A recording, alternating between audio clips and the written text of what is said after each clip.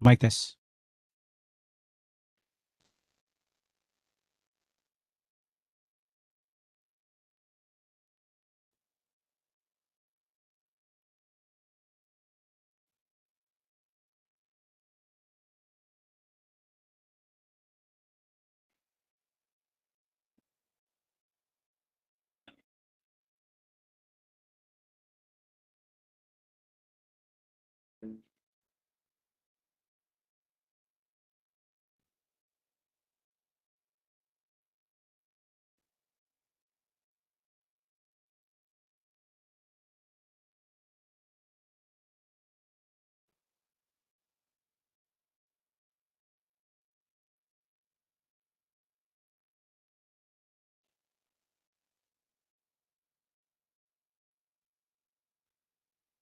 Meron ako po dito.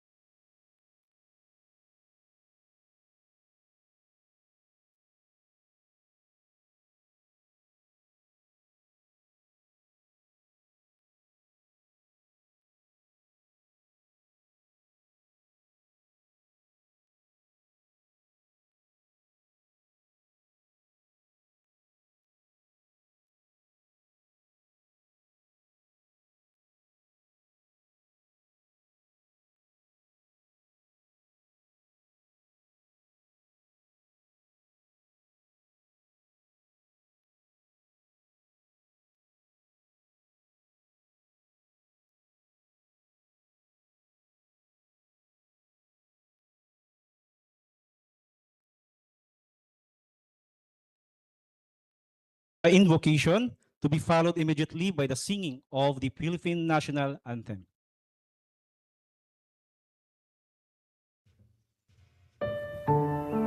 In the name of the Father, and of the Son, and of the Holy Spirit. Heavenly Father, we come before you with hearts filled with gratitude. We thank you for the blessings of life and work, Today, as we gather together for the Stakeholders Consultation meeting, we seek your guidance and blessings. We ask your Holy Spirit to guide us in this endeavor. We recognize the vital role of each and everyone in our common goal to modernize the port of General Santos and boost the economy of the SOCSARGEN region. May we all have the wisdom and the openness to share our insights and the humility to value each person's perspective. Guide our discussions and decisions that they may honor you and serve our shared goals.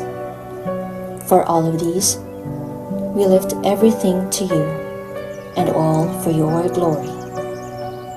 In Jesus' name we pray. Amen. It's gonna pala eh.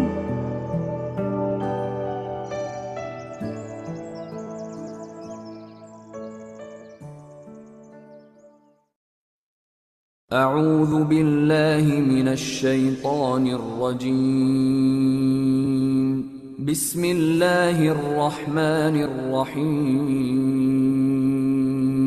الحمد لله رب العالمين. الرحمن الرحيم. مالك يوم الدين. إياك نعبد وإياك نستعين. اهدنا الصراط المستقيم.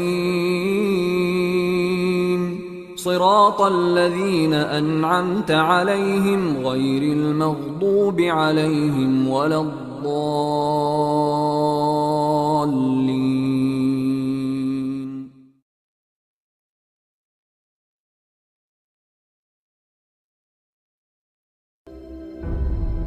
Perhaps the country will revive the maritime and mercantile life for which the islanders are fitted by their nature, and once more free, like the bird that leaves its cage, like the flower that unfolds to the air.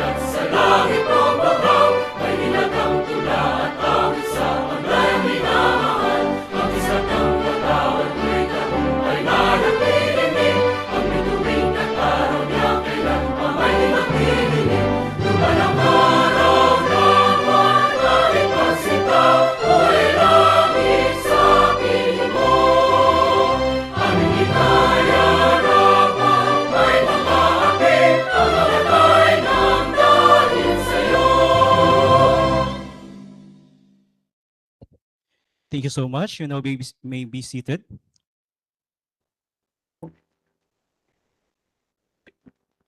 Again, welcome to the Stakeholders Consultation meeting for the Port of General Santos. As we look around, we are graced by the presence of our distinguished stakeholders, partners, and colleagues.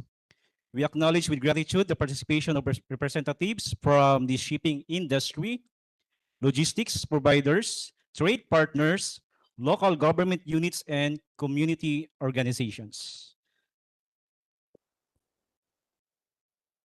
Let us now acknowledge the presence of our attendees for this morning from our stakeholders.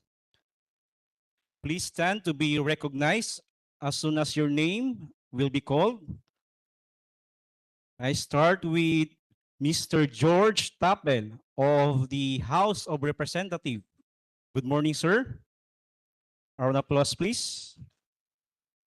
Also, from the House of Representatives, Engineer Mahibi Conlo. Ma'am, good morning. From the Department of Trade and Industry, General Santos City, Ma'am Sharon Faith Medicilo. From the Department of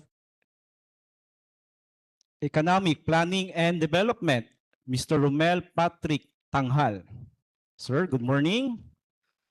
Also from the Department of Economic and Planning and Development, Mr. Roy Hatage. Sir. From RDC 12, Mr. Nestor Lumawig. Sir, good morning. From the City Councilor Office of the Honorable Dominador S. Lagari, Sir Carl Joshua Soraino. Good morning. And from Marina, Region 12, Engineer Jason Pigarido. Sir, good morning. From RDC 12, Mr. Raymond Salangsang. Sir, good morning. From the Jensen Chamber of Commerce, the President of Jensen Chamber of Commerce, no other than Mr. Miguel Dominguez. Sir, good morning.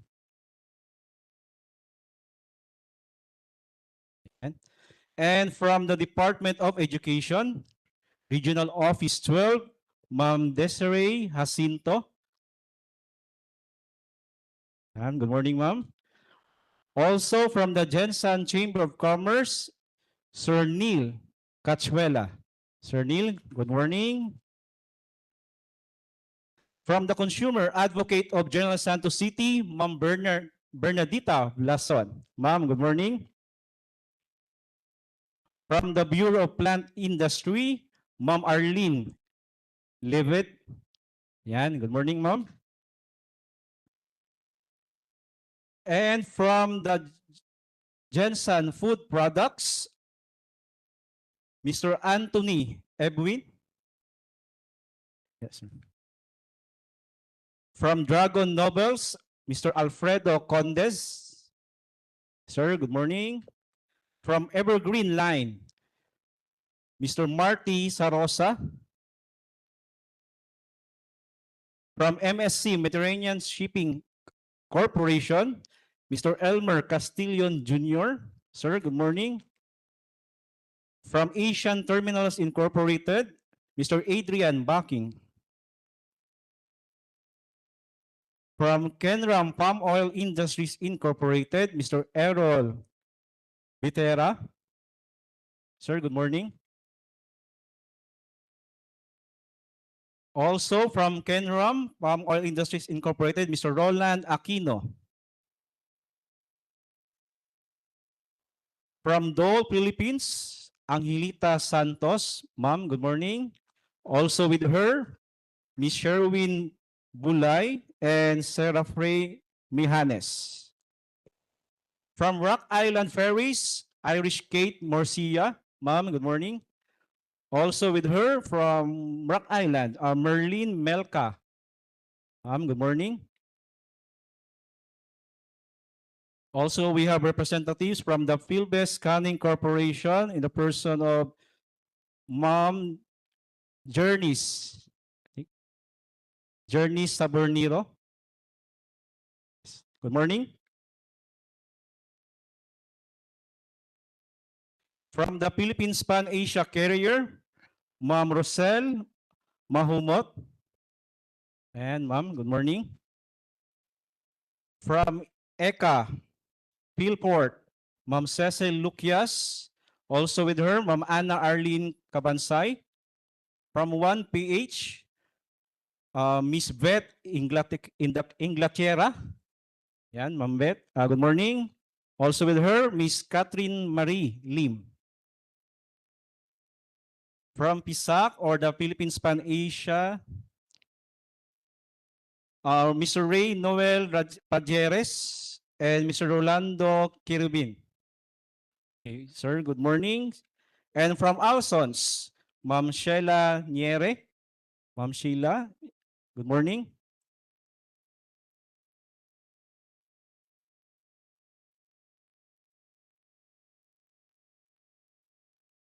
From the Megaport Corporation, Mr. Daniel Reyes.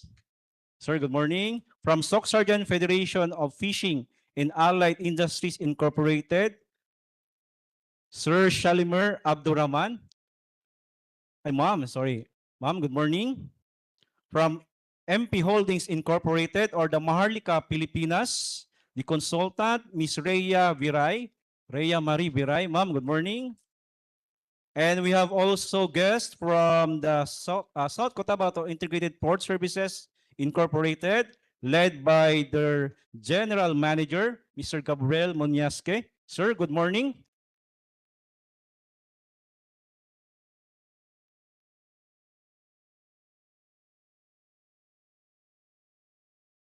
Also with us from the DTI Region 12, the Regional Director of the Department of Trade Industry Regional Office 12, Miss Flora Gabunales. Ma'am, good morning.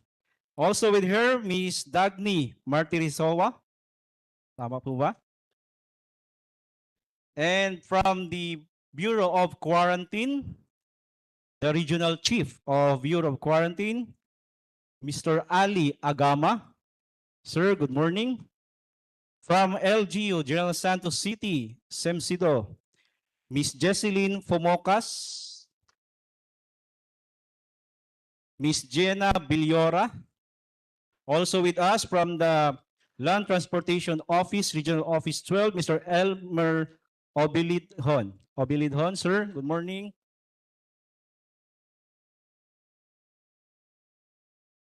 And from the GS Pescador Sea Trading Corporation, led by Miss Annalisa Canico. Morning. So these are our stakeholders who are present today. Also with us from MERS, Mr. Aldrin Anunuevo. From the Bureau of Animal Industry, Mr. Kenneth Alipakar. And also from the local government unit of General Santos City, the executive assistant of our city mayor, Attorney Nikki Catolico. Ma'am, good morning. And from the BL Foods, the finance officer and the HR officers, Vanessa Liejo and Roselyn Agyo.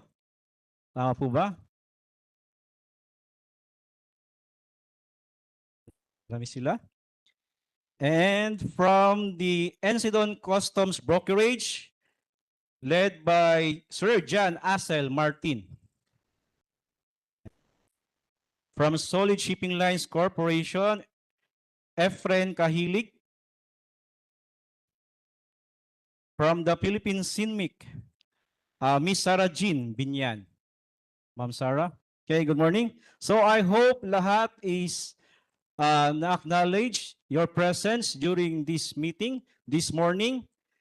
And now let me introduce you the members of our stakeholders consultation panel who will respond to your questions later. So let me start with Attorney Hanika Rachel Arsha J. Ong, the Assistant to the General Manager of Philippine Ports Authority. Ma'am Hanika, good morning. Welcome to PMO, General Santos City. Also, with her, Attorney Rigel Kaabay from the Department Manager of Legal Services Department of Philippine Ports Authority.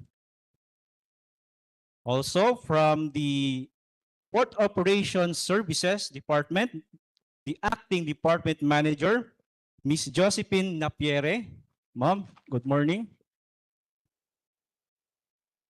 And with her, the Port Planning and Design Department Manager, Mr. Renan C. Parafina. Together with us also, the TWG members and secretariat from the head office, PPA head office. Diyan po sila, on my left. Also with us, the TWG and members of the consultation panel from Philippine Port Management Office of SOCSARGEN also. And also part of our stakeholders consultation panel, the port manager of Philippine Ports Authority, PMO SOCSARGEN, no other than Attorney Cesar M. Dataya. Sir, good morning. Yan.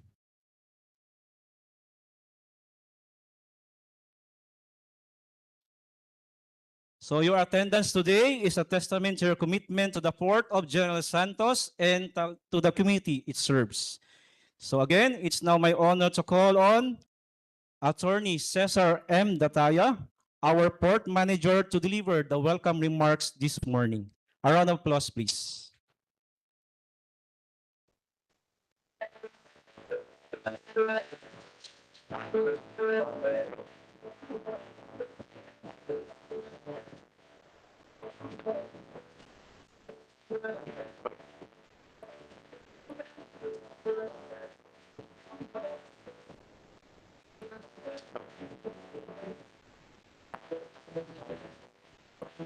To our distinguished guests, participants, to the stakeholders consultation meeting, and all others who are here today. Good morning, everyone. This is the first time yata na nag-conduct tayo ng consultation meeting with stakeholders about development sa port natin, the Makar Wharf, but now it is officially known as the Gensan Port. Together with us today are our colleagues from Manila, who were all introduced a while ago, and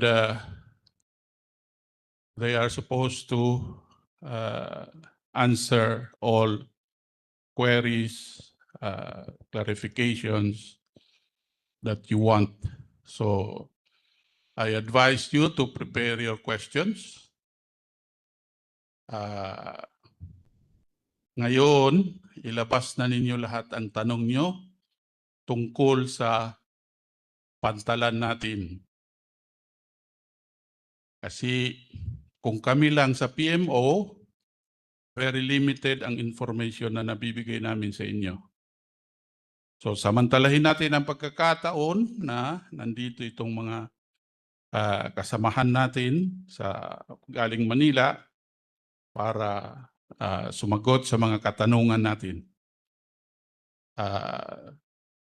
Before I end, let me extend my thanks to you all for coming and participating in this consultation meeting. This is very important for us to proceed with our privatization of the port of Gensan. So, klaro na ninyo, to those who are Bisaya speaking ba? Paklaro na ninyo kung unsay atong buhaton sa atong pantalan. Okay? Kung asa ta padulong, ug unsa ang mga kinahanglan natong buhaton. Okay? So, if they are ready to come, of course, we will be in there assisting them sa pagtubag sa mga pangutana ninyo sa inyong mga kukabildo. Okay? So wala nang kasabot, pasensya. Once again, di na ako dugayon. Good morning to all who are here today. Thank you for coming.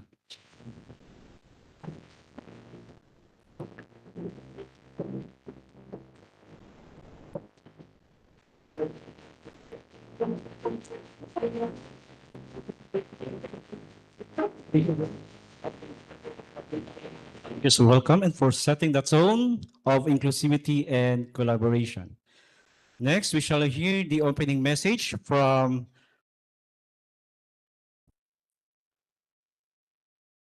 our opening message from the Port Operations and Services Department, the Department Manager of Port Operations and Services Department, Ms. Josephine Napiere.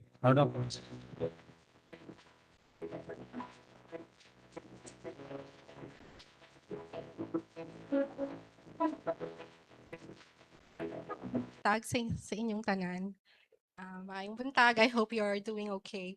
On behalf of our AGM for operations who was not able to be here today because he has to attend to an equally important meeting in Manila, I would like to extend our deepest gratitude for all of you to be here and for your continued interest in the future of Port of General Santos. As we all know, General Santos serves as a vital gateway for trade and economic activity in Mindanao, and particularly for the agri-fisheries, manufacturing, and export sectors of the SOCSARGEN region. As demand for port services continue to grow, it is important that any proposed development or operational framework is grounded on sound technical, financial, and operational analysis. This public consultation forms part of PPA's commitment for transparency, evidence-based decision-making, and meaningful shareholder engagement. The feasibility study that will be presented today is aimed to provide a clear and objective basis for determining the most appropriate way forward for the Port of General Santos. More importantly, today's consultation provides a platform for stakeholders to better understand the assumptions, findings, and recommendations of the feasibility study and to share their insights, concerns, and perspectives. Your feedback is essential in validating the study's conclusion and in ensuring that any subsequent project decisions are responsive to operational realities and stakeholders' needs. We encourage an open, constructive, and informed discussion. All comments and inputs raised during this consultation will be carefully documented and considered as part of the study's refinement and the authority's decision-making process. Thank you for your continued interest in PPA's undertaking, and we look forward to a productive exchange and to working together towards sustainable and inclusive development at the Port of General Santos. Once again, thank you so much.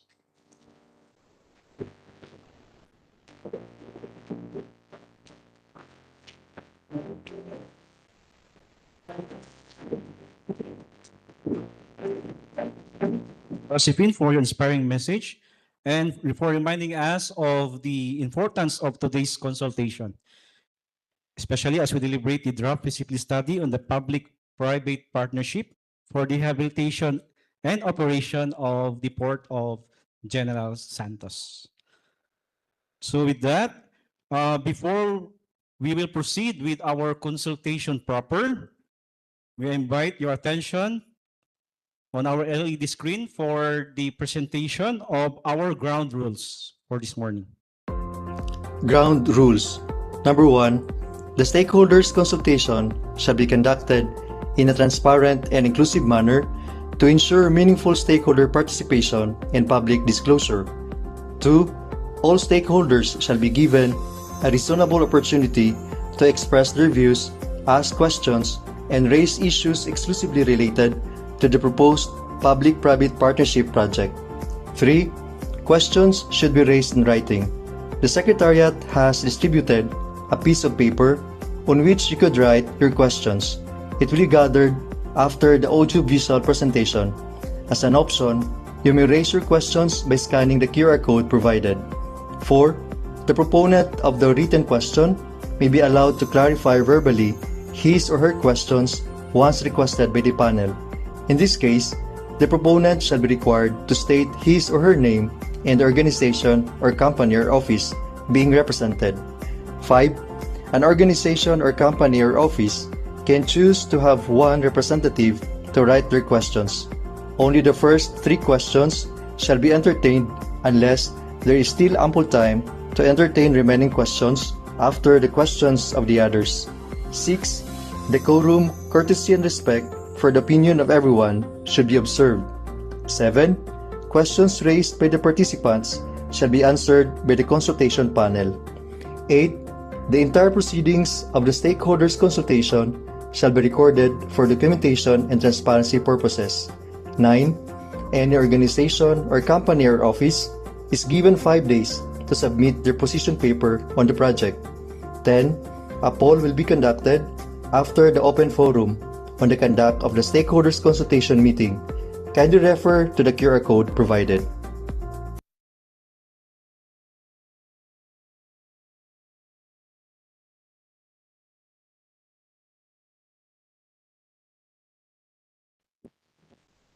Well, that's our ground rules before our consultation proper. So I hope everyone will be guided with these ground rules. So we now proceed to the consultation proper.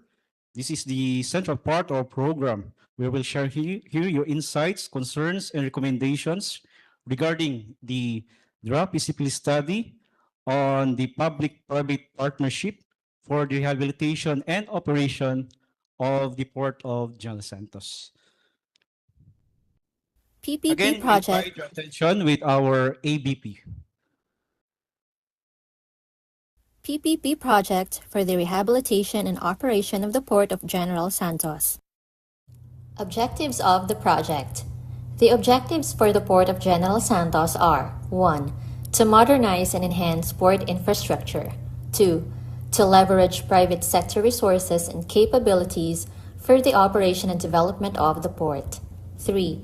To provide port facilities and services that meet global best practices by ensuring effective and competitive port operations.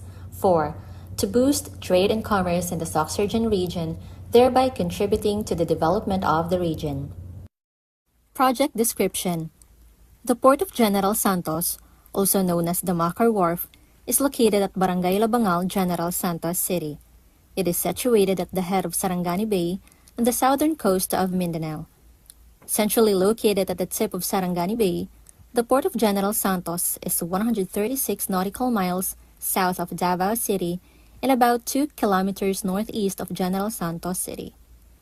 Between these 2 points is the mouth of the Makar River, which discharges into the Makar Cove.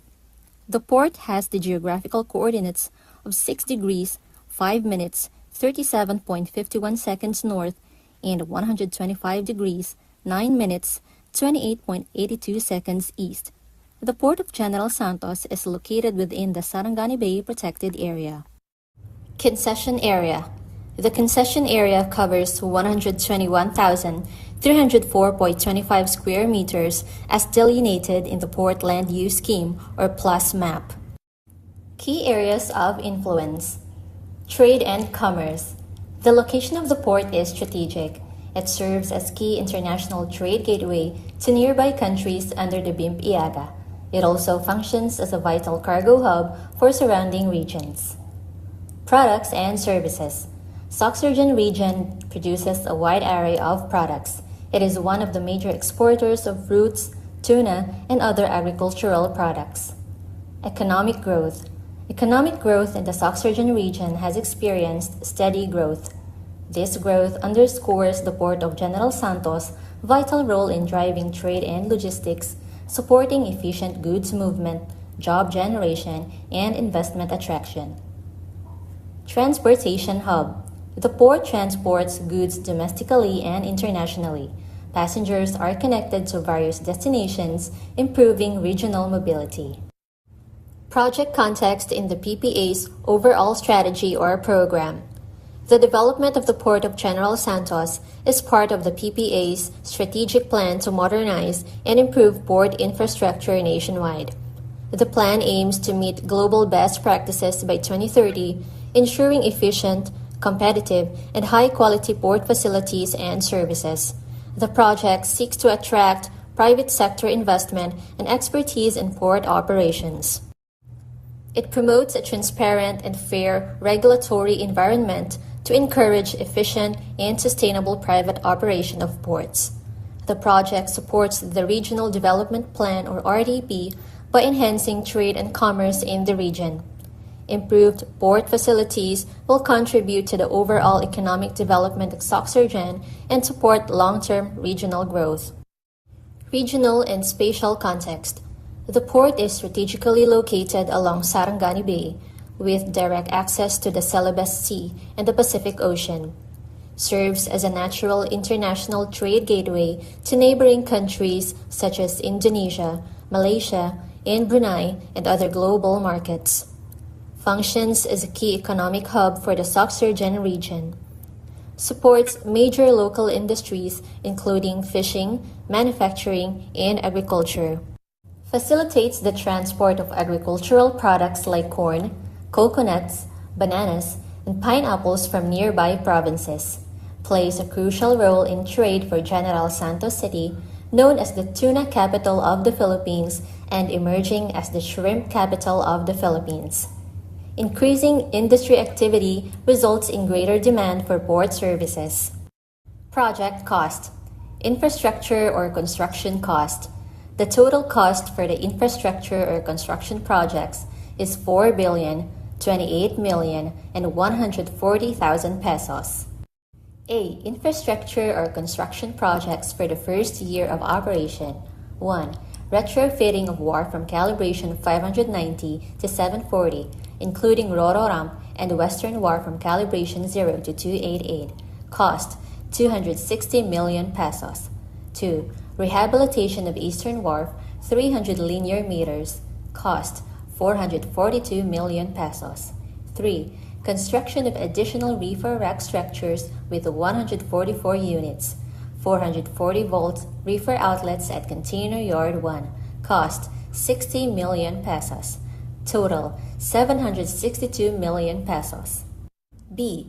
Volume-triggered infrastructure or construction projects. 1. Extension of RC wharf, including provision of rails and electrical system, mooring system, RC curb and fendering system, 220 meters by 40 meters. Cost 1,370,000,000 pesos. Numeric volume trigger 1,053 vessels for vessels with more than 250 GRT, 126.52 average LOA, and 37.65 hours average stay time per vessel. Implementation year, Year 5. 2. Expansion of RMG wharf including mooring system, RC curb, and fendering system, 200 meters by 21 meters. Cost 840 million pesos. Numeric volume trigger 1,053 vessels, 126.52 average LOA, and 37.65 hours average stay time per vessel. Implementation year, Year 7. 3. Expansion of container yard by removal of transit shed 3, including base preparation, pavement, and drainage system. Cost 19,200,000 pesos. Numeric volume trigger 1,053 vessels, 126.52 average LOA, and 37.65 hours average stay time per vessel. Implementation year, Year 7. 4. Construction of container yard backup area, container freight station on piles, pavement, 2-lane gate with weighbridge, gate for oversized cargoes, perimeter fence, and port lighting system including steel sheet piles. Cost 1,036,940,000. Numeric volume trigger 342,170 TEUs. Implementation year, Year 15. Total 3,266,140,000 pesos. Port Development Plan for the Port of General Santos.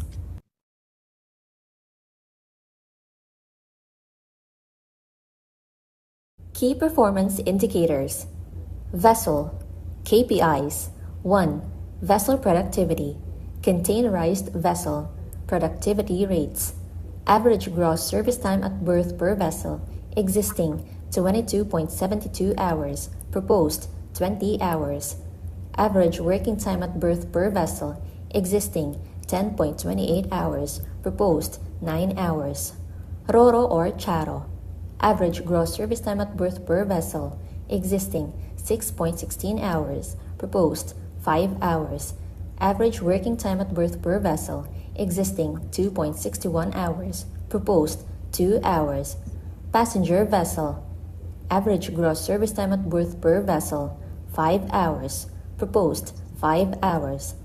Average working time at berth per vessel. Existing 2 hours. Proposed 2 hours. Tramping vessel. Cement. Average gross service time at berth per vessel 130.51 hours. Proposed 124 hours. Average working time at berth per vessel. Existing 56.84 hours. Proposed 54 hours. Wheat in bulk. Average gross service time at berth per vessel 86.2 hours. Proposed 82 hours. Average working time at berth per vessel 48.97 hours. Proposed 46 hours. Rice. Average gross service time at berth per vessel 149.37 hours. Proposed 142 hours. Average working time at berth per vessel. Existing 94.3 hours. Proposed 89 hours. Fertilizers in bag. Average gross service time at berth per vessel. Existing 105 hours. Proposed 99 hours. Average working time at berth per vessel. Existing 55.21 hours. Proposed 52 hours. Soya. Average gross service time at berth per vessel. Existing 108.15 hours. Proposed 102 hours. Average working time at berth per vessel. Existing 53.41 hours. Proposed 50 hours. Salt in bulk. Average gross service time at berth per vessel 77.9 hours. Proposed 73 hours. Average working time at berth per vessel 45.59 hours. Proposed 43 hours. Palm oil. Average gross service time at berth per vessel. Existing 42.28 hours. Proposed 40 hours. Average working time at berth per vessel. Existing 7.34 hours. Proposed 6 hours. Steel. Average gross service time at berth per vessel. Existing 64.80 hours. Proposed 61 hours. Average working time at berth per vessel. Existing 27.18 hours. Proposed 25 hours. Scrap metal in bulk. Average gross service time at berth per vessel. Existing 82 hours. Proposed 78 hours. Average working time at berth per vessel. Existing 56.27 hours. Proposed 53 hours. Key performance indicators. Cargo. KPIs. 1. Average tons per hour. Bulk and break bulk. Break bulk. Existing productivity rates. 115.58 metric tons per net gang hour. Proposed 121 metric tons per net gang hour. Dry bulk. Existing productivity rates 157.68 metric tons per net gang hour. Proposed 166 metric tons per net gang hour. Liquid bulk. Existing productivity rates 150.68 metric tons per net gang hour. Proposed 158 metric tons per net gang hour. 2. Average moves per hour. Containerized for self-sustaining vessel with average of 2 cranes. Existing productivity rates 20 boxes per hour. Proposed 20 boxes per hour. Containerized for gearless vessel. Existing productivity rates. Proposed 25 boxes per hour. Tariff for Tier 2 ports. Foreign. Containerized 20 footer. Vessel charge for stevedoring. Loaded 3,590.40 pesos. Empty, 2,505.80 pesos. Cargo charge for arrastre. Loaded, 2,523.40 pesos. Empty, 1,400 pesos. Stevedoring fee. Loaded, 6,113.80 pesos. Empty, 3,905.80 pesos. 40 footer. Vessel charge for stevedoring. Loaded, 5,036.90 pesos. Empty, 2,000.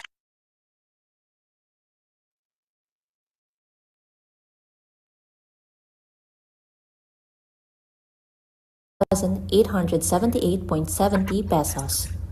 Cargo charge for arrastre. Loaded, 4,215.20 pesos. Empty, 2,800 pesos. Stevedoring fee. Loaded, 9,252.10 pesos. Empty, 5,678.70 pesos. CFS or LCL for inbound and outbound. 20 footer. Vessel charge for stevedoring. Loaded, 3,590.40 pesos. Stevedoring fee. Loaded, 3,590.40 pesos. 40 footer. Vessel charge for stevedoring. Loaded, 5,036.90 pesos. Stevedoring fee. Loaded, 5,036.90 pesos. Bulk cargoes. 1. Free-flowing or liquid bulk. Vessel charge for stevedoring. Non-palletized, 91 pesos. Stevedoring fee. Non-palletized, 91 pesos. 2. Non-free-flowing for dry bulk. Vessel charge for stevedoring. Non-palletized, 99 pesos. Cargo charge for arrastre. Non-palletized, 122.10 pesos. Stevedoring fee. Non-palletized, 221.10 pesos. Miscellaneous charges. Containerized. 1. Reefer charges for plug-in and out. 20 footer. Stevedoring fee. 80.625 pesos per box per hour per fraction. 40 footer. Stevedoring fee. 188.125 pesos. Reefer vans for export shall be subject to 1 hour minimum. A minimum of 6 hours shall be imposed on import reefer vans. 20 footer. Stevedoring fee, 505 pesos per box per 6 hours. 40 footer. Stevedoring fee, 1,178 pesos. 2. Equipment rental includes operator. A. Shore crane. Stevedoring fee, $154.284 per hour per fraction. B. Crane, 110 mobile crane, minimum of 12 container moves. Stevedoring fee, $583.436. Equipment hire, mobile crane, 100 tons capacity. Stevedoring fee, 14,692.37 pesos per hour. Crane or reach stacker, 50 tons capacity. Stevedoring fee, 6,005.89 pesos. Crane, 25 tons capacity. Stevedoring fee, $79.764. Crane container barge tango. Stevedoring fee, $49.009. Non-containerized. 1. Equipment rental includes operator. A. On dock. Mobile crane, 100 tons capacity. Stevedoring fee, 15,201 pesos. Crane, 50 tons capacity.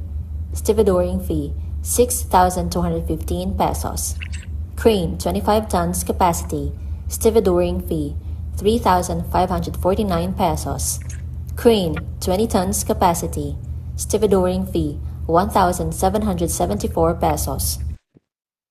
Domestic. Containerized. 1. Lolo. Stevedoring fee. Loaded, 2,008 pesos. Empty, 1,593 pesos. 2. Charo or Storo. Stevedoring fee. Handling fee.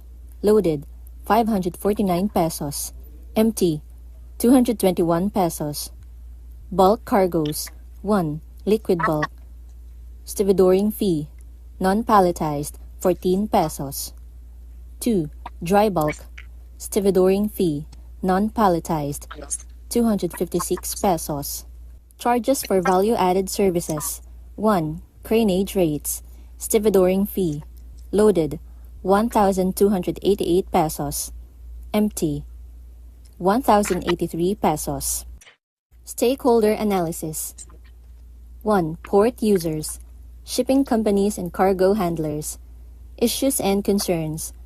Port congestion, vessel turnaround time, berth availability, operational coordination, PPA actions and responses, efficient port operation, shorter stay time at the port, faster vessel turnaround, reliable port services and reduced logistical cost, deployment of modern equipment, collaboration with involved maritime agencies and service providers, proposed berth expansion and installation of STS crane. 2. Shippers, consignees, exporters and importers. Issues and concerns. Delay in cargo movement. PPA actions and responses. Standardized procedures, deployment of modern equipment, proposed terminal operating system, collaboration and coordination with concerned offices to improve processing efficiency and transparency, faster movement of cargo, and decreased operational cost. Fisheries and agricultural producers. Issues and concerns. Adequacy of port facilities for perishable and export cargoes, such as efficient cold storage facilities. PPA actions and responses. Proposed additional reefer rack structure with 144 reefer outlets. 4. Logistics and transportation companies. Issues and concerns. Timely cargo transfer, reduced congestion, and road access issues. PPA actions and responses. Deployment of modern equipment, coordination with RDC and LGU on the improvement of traffic management, decongesting access road to the port, faster cargo movement, and lower logistics cost. 5. Government agencies. Issues and concerns. Enforcing regulations, revenue collection, and promoting economic growth. PPA actions and responses. Facilitate interagency coordination, modernization, and privatization of the port. 6. Local government units or LGUs. Issues and concerns. Alignment with the local development plans, infrastructure development, and traffic impacts. PPA actions and responses. Coordination with the city government of General Santos to align port initiatives with local plans and address infrastructure and traffic concerns, economic growth and regional competitiveness, job creation, direct and indirect, increased government revenue, attraction of foreign and domestic investment, urban and regional development, environmental and sustainability gains, improved trade facilitation and resilience, and enhanced global reputation. 7. Local communities. Issues and concerns. Employment opportunities, reduced environmental impacts, and social benefits. PPA actions and responses. Modernization will generate more employment, compliance with safety and environmental standards to mitigate potential community impacts. 8. Environmental groups. Issues and concerns. Sustainable operations, minimizing marine pollution, and preserving biodiversity. PPA actions and responses. Compliance with environmental regulations, implementation of green port initiatives like greening of the port, proper collection and disposal of waste, energy conservation to minimize environmental impact, and for the compliance of the Green Port Award System or GPAS. 9. International trade partners. Issues and concerns. Reliability and efficiency of trade routes. PPA actions and responses. Improvement of operational efficiency. 10. Tourism sector. Issues and concerns. Compatibility of port operations with tourism development. PPA actions and responses. Coordination and partnership with tourism sector to ensure balanced development consistent with tourism objectives. 11. Investors and developers. Issues and concerns. Clarity of policies, regulatory predictability, and investment security. PPA actions and responses. PPA will promote transparent processes, clarify applicable policies, and support development initiatives aligned with port and regional growth plans. Most suitable contractual arrangement for the Port of General Santos. For the Port of General Santos, the most suitable contractual arrangement is the Rehabilitate, Operate, and Transfer or ROT. ROT ensures the efficient delivery of port services, secures much-needed capital investment for modernization, and aligns with both the legal framework and strategic development goals of PPA. The ROT model strikes a balanced partnership between public oversight and private sector innovation, paving the way for a more competitive and service-oriented port system in southern Mindanao. Contract duration or concession period is for 20 years. Benefits to stakeholders. The PPP project at the Port of General Santos delivers integrated benefits across shipping, logistics, cargo owners, and government stakeholders by improving operational efficiency, lowering logistics costs, and mobilizing private investment. Shipping lines, shorter stay time at the port, faster vessel turnaround, reliable port services, and reduced logistical cost. Consignees or shippers, local traders, manufacturing industries, agriculture, and fishery sector. Faster movement of cargo and decreased operational cost. Passengers and tourists, improved passenger terminal facilities, safety, comfort, and access. Terminal operator, long-term concession, profitability. Logistic and freight forwarders, faster cargo movement, lower logistics costs. Ancillary service providers, increased demand for port or ancillary services. Benefits to stakeholders, construction companies, efficient movement of materials and equipment, profitability, local government, economic growth and regional competitiveness, job creation, direct and indirect, increased government revenue, attraction of foreign and domestic investment, urban and regional development, environmental and sustainability gains, improved trade facilitation and resilience, enhanced global reputation, national government, reduced public capital outlay, revenue generation from PPP, and improved service delivery. Job creation and employment impacts of PPP project. The PPP project is designed to directly benefit the people of General Santos and nearby communities. It will create jobs, strengthen local businesses, raise household incomes, and improve long-term economic opportunities while ensuring inclusive participation of women, men, and persons with disabilities. Economic impact of operational jobs. Income circulating in General Santos City. With a 1.7 economic multiplier, worker spending in 2026 will circulate about 207 million pesos in the local economy. By 2046, the annual economic impact is projected to exceed 360 million pesos. Over 2026 to 2046, total cumulative economic impact from operational jobs alone is more than 5.5 billion pesos, excluding construction phase employment, so actual benefits will be higher. Financial evaluation, sensitivity analysis, category, free cash flow to the firm or FCF firm, base estimate, financial rate of return or FIRR, 47.16%, net present value, 3,270.58, debt service coverage ratio, 2.04, sensitivity, scenario 1, cost plus 10%, benefit as is, FIRR, 29.09%, net present value, 2,808.60. Scenario 2, cost as is, benefit minus 10%, FIRR, 17.67%, net present value, 1,770.85. Scenario 3, cost plus 10%, benefit minus 10%, FIRR, 13.79%, net present value, 1,308.87. Free cash flow to equity or FCF equity. Base estimate FIRR 103.41%. Net present value 4,621.06. Sensitivity Scenario 1. Cost plus 10%, benefit as is. FIRR 42.23%.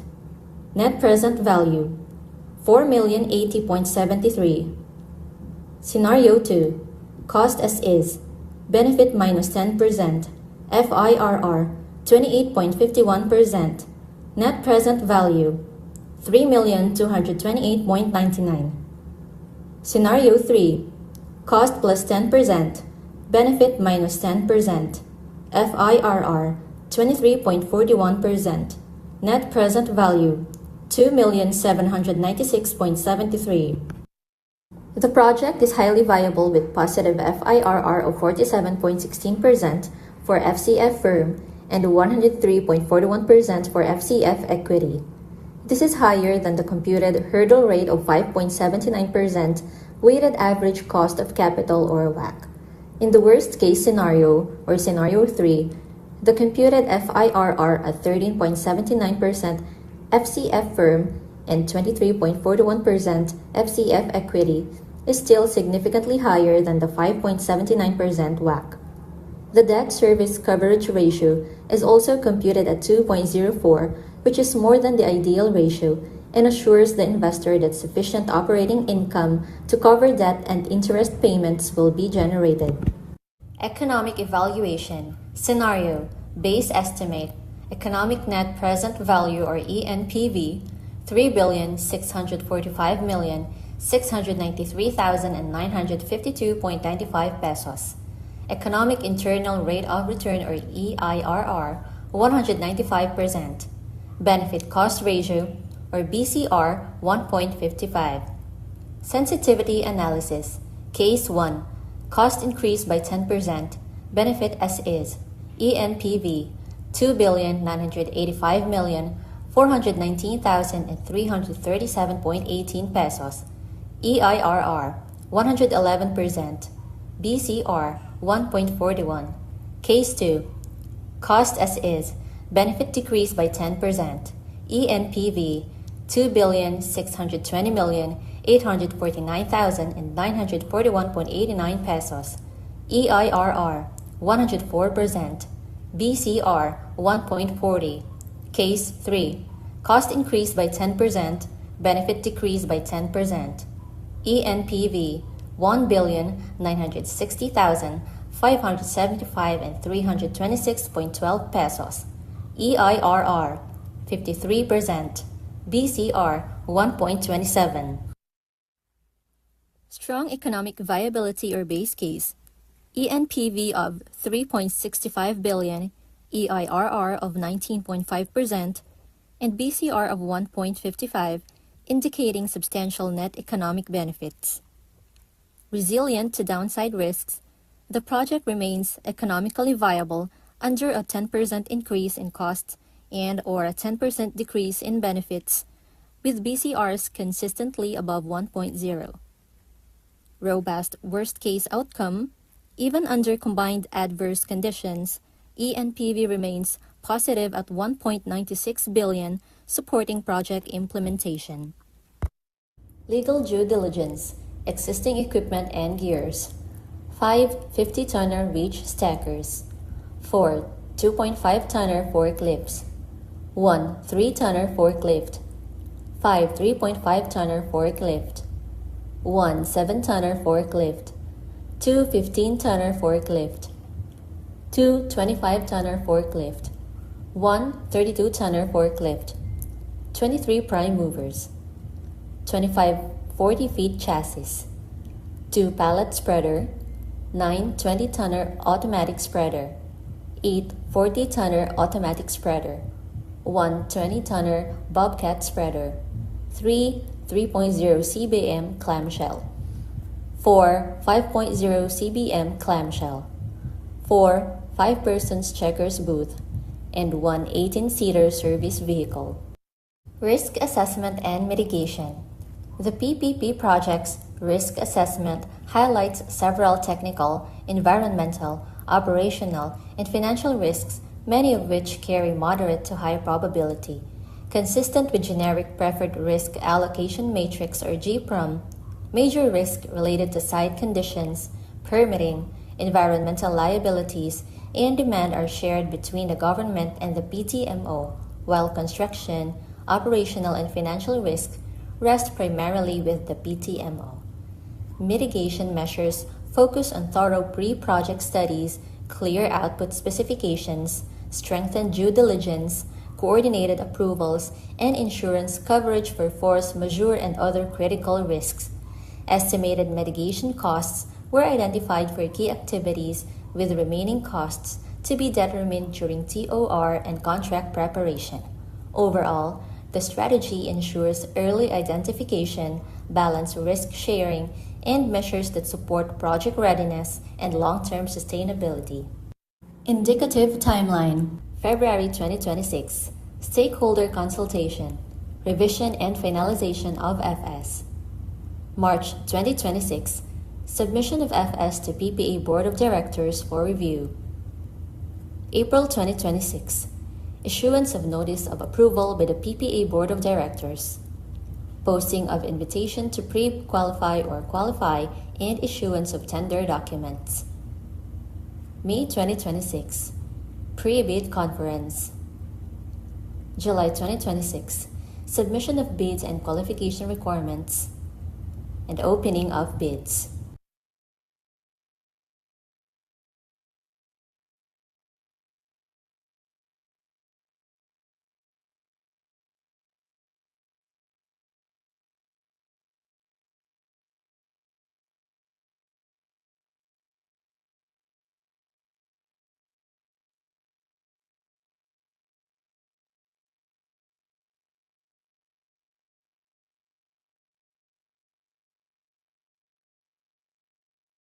Earlier, during our registration, our secretariat has distributed a piece of paper on which you could write your questions. It will be gathered after 5 minutes. As an option, you may raise also your questions by scanning the QR code provided. We hope that everyone present today has secured the QR code.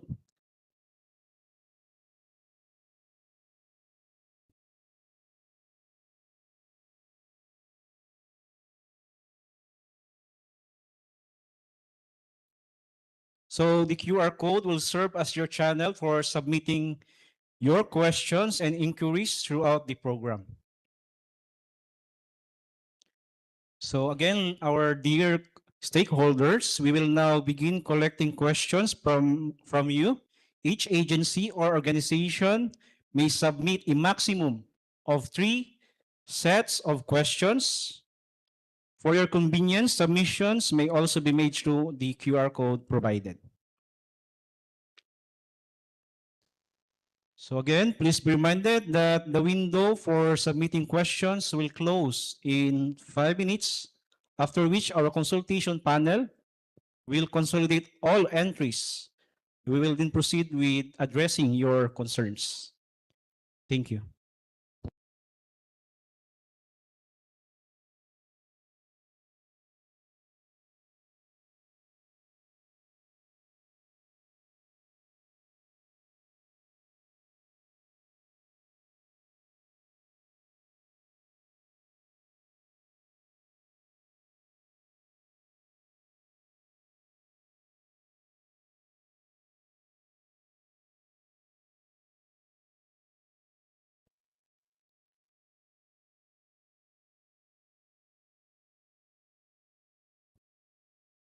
Okay, you may raise your hand once you're done with writing your questions on the piece of paper provided, so that our secretariat will be glad to collect your questions to be discussed later.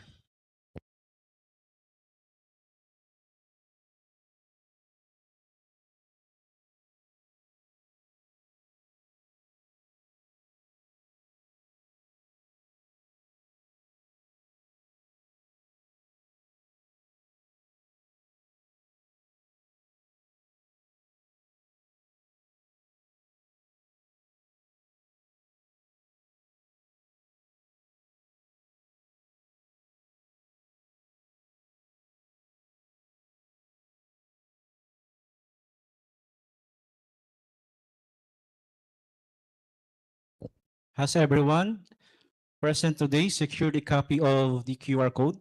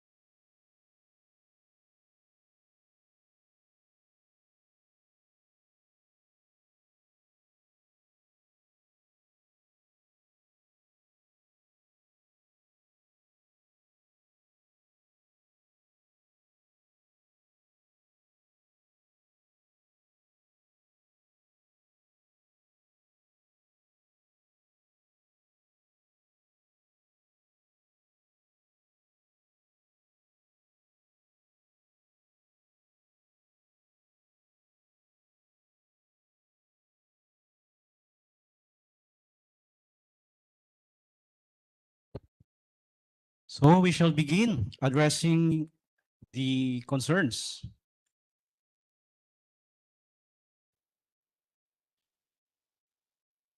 Hello. Good morning again. We'll start for the first few questions that we received from Mr. Errol Stanley, P. Bitera, Canram Palm Oil Industries Incorporated. The first question is, under the draft feasibility study for the Tier 2 concession, what is the specific transition plan for existing lessees? Will the winning bidder be mandated to honor or prioritize current occupants who have long-standing investment in the port? Or will the new operator have total discretion to terminate our occupancy upon takeover? First and foremost, there is no valid existing contract right now for the lessees. All are expired. So there will be, we're not talking about transition plan here because there's no existing current valid contracts for lessees. So that's the answer for the first question. Second question, does the proposed 20-year development plan involve rezoning of the areas currently occupied by ancillary service providers? If the new operator intends to continue leasing out these spaces, will existing reputable tenants be granted a right of first refusal to match the new lease terms? As I mentioned earlier, there is no existing lessees at the port of General Santos, and there is no rezoning of the areas currently occupied by ancillary service providers. Third question, with the shift to Tier 2 management, how will the cargo handling and rental tariffs be regulated? We are concerned that the massive capital outlay required from the winning bidder, estimated at 8 billion, will result in predatory rental increases for sublessees. Is there a cap or a regulatory formula in the PPP agreement to protect small-scale port partners? For the regulation on tariffs, that will be PPA. We have the approved Tier 2 tariff, so that will be imposed for Port of General Santos. For rental, since this is all concessionaire area, the concessionaire area will involve all the leasable areas, commercial areas. So the lease will be determined by the winning bidder or the new concessionaire, but they have to elevate to the head office for approval of the sublessees. That will be that is the current practice right now for the sublessees in all our terminal management contracts. Is there a cap on the regulatory formula in PPP? What we have, a regulatory formula is just for the CPI. So if ever there will be increases in tariffs, that will be the one that will be used, that is the existing increases formula for tariff. I'm not so sure what does Mr. Biteri mean to protect the small scale port partners. So maybe if we have time, we can he can elaborate on that. Next question. Many of us have invested in semi-fixtures and mobile equipment based on our historical presence at Bakar Wharf. In the event that the new manager requires our current lot for their own operations, what are the provisions or just compensation or relocation assistance within the port zone? As I mentioned, there is no existing valid contracts for lessees. All semi-fixtures and mobile equipment that you have investment should be turned over to PPA based on contracts that you have signed with PPA. I hope that is clear. Okay, for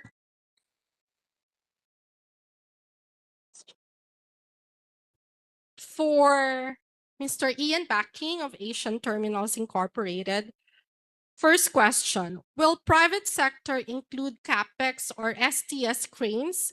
What is the minimum requirement? The 4 billion seems to exclude STS. Please clarify. Yes, the second STS crane will be provided by the winning bidder.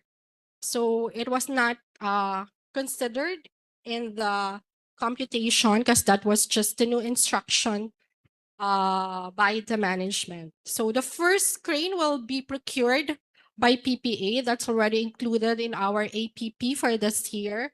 So just the second crane will be provided by the winning bidder. Okay, for the second question, what is the proposed concession fee structure of the ROT? There will be fixed fee and variable fee based on volume triggered threshold. So if you reach more than 10% of the volume threshold, there will be a variable fee of about 60%. Please share base financial model that shows details of cash flow analysis and that generated the percentage returns. We will provide upon approval of our board of the PPA board, because this feasibility study will be presented to the board, and all your questions, recommendations during this public consultations will be consolidated by the technical working group and will be part of their evaluation and refinements of the feasibility studies. So thank you. Will the revised FS be shared to the public? Yes, it will be shared.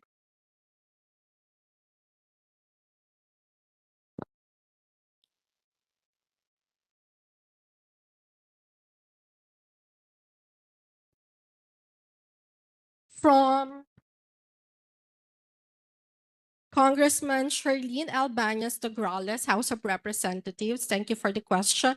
Why the need to privatize Makar Port when the national government can able to modernize the port?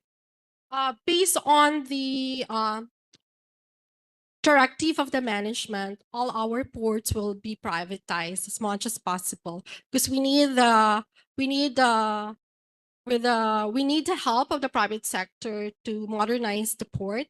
As you all know, PPA are subsidizing all the ports that we are under, which are under our jurisdiction. So we need the private sector to at least go hand in hand with us to help us modernize the port so that you'll have a more efficient port. We can provide the riding public a better port services. So that's the need for the modernization and the need for the private sector to come in to help us modernize the port.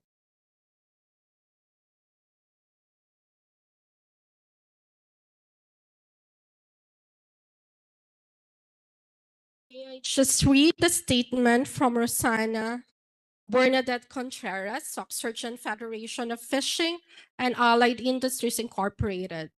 She said, this is a statement. At the outset, we would like to acknowledge and appreciate the efforts and initiative to modernize the Port of General Santos. Thank you for your presentation. We respectfully reiterate the position of the tuna industry as formally adopted under Resolution number 08 of the 25th National Tuna Congress, calling for the fast tracking of the development and upgrading of the Port of General Santos or Macar Port. We wish to underscore that this request is not new.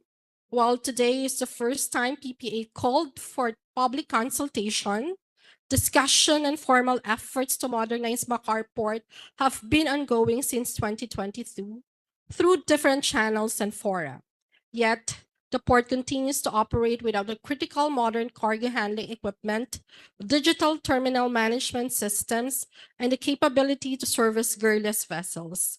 As the premier port of the SOCSARGEN region and a key export gateway for tuna and agri-fishery products, these continuing limitations have already resulted in shipment diversions, additional logistics costs of up to 38,000 per container, and delays of the 3 to 5 days directly affecting the competitiveness of the Philippine exports.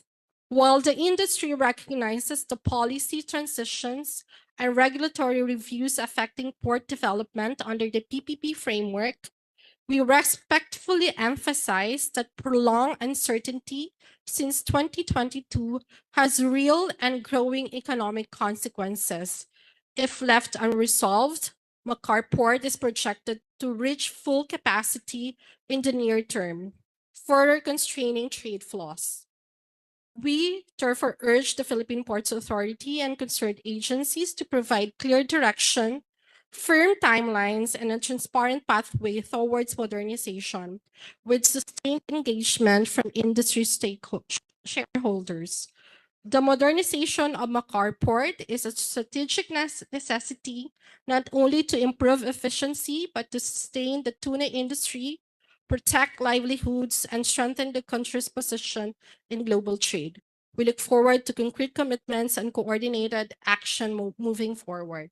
I think it's already been presented a while ago, the timeline for the bidding of the Port of General Santos, with the approval of the body of the feasibility study and the eventual approval of the board of the feasibility study, the target timeline will be met.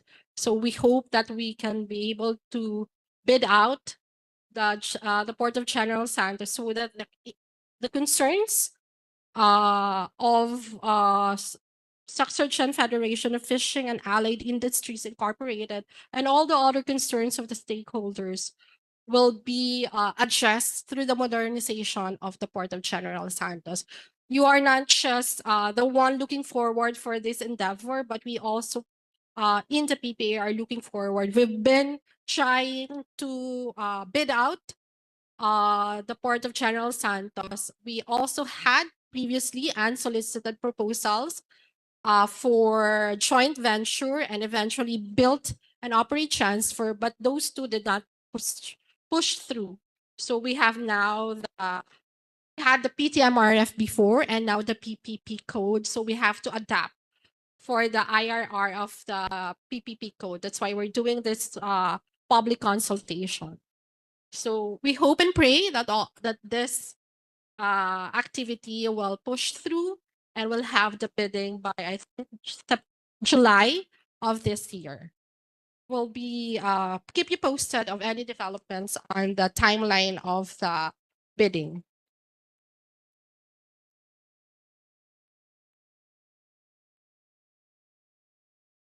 Second question of Representative Banyas Nagrales. Have the FS considered the current status of the Port of Jensen as a subport only and the attendant issues with this status?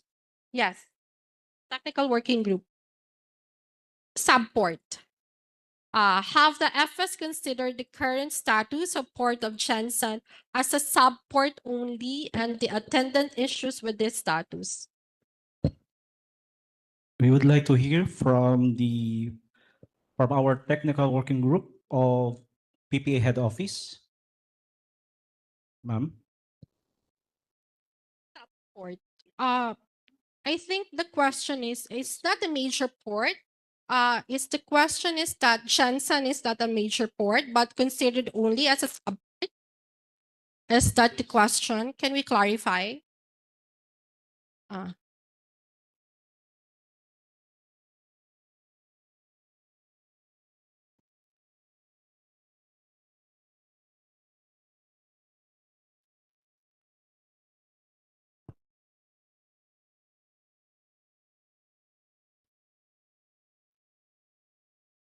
Uh, Hello. As to the one who asked this question, I will summarize it. No, can we make Port of Jensan or Makar Wharf as a subport? My question is, one, subport of what? Two, Jensan Port and Makar Wharf is a base port. Meaning, base port, it's the main port of SOCSARGEN. If you make it a subport, then somebody else must be a base port. Where is the other base port within SOCSARGEN? So in terms of capacity, in terms of operations, Port of Jensan is quite big relatively. If you look at it, the only TMOs under Baseport Jensan is Calamansig. In Calamansig, yes, only one vessel per month. Another one is Glan, Port of Glan. That's the TMO also of Port of Glan. But as of now, it is not operating because it is under repair. And I'm really not familiar kung gaano katagal yung repair because it was damaged by the earthquake last year or the other year. So bumagsak yung wharf. So they are constructing again. So hindi natin alam kailan pa yan mag-operate. Port of Glan. And even then, the draft in the Port of Glan is mababaw. Hindi maka-cater ng mga international ships, ng mga may low na more or less 200 meter, 200 kwan. So, I do not know about this question. About making Jensan Port as kwan, subport.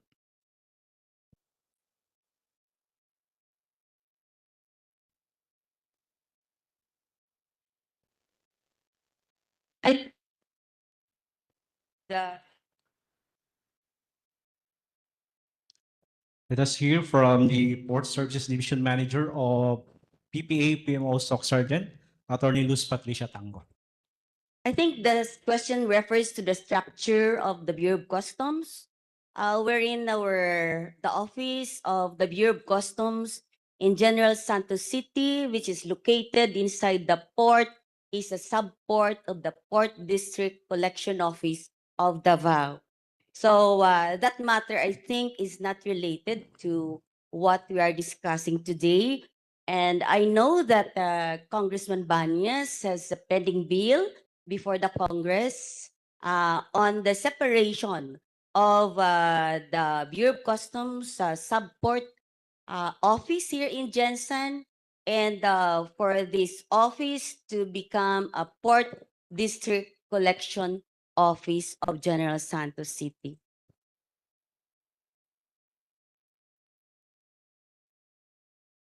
Thank you so much, Attorney Lot.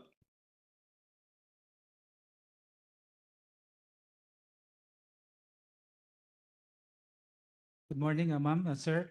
I am OICRD, Romel Tanghal, representing the Department of Economy, Planning and Development and the Regional Development Council on behalf of our chairperson, Governor Emilu Mendoza. It is related to the response of Attorney Tanco, wherein the RDC 12, wherein we have several members here, is pushing also for the separation of the subport of the Diangas and create a separate customs collection district. So in relation to development of the Port of General Santos, is the area for customs screening included in the modernization of the port in anticipation of larger volume trades in the future? Thank you, Attorney Tayo. So we would like to hear from the members of our consultation panel.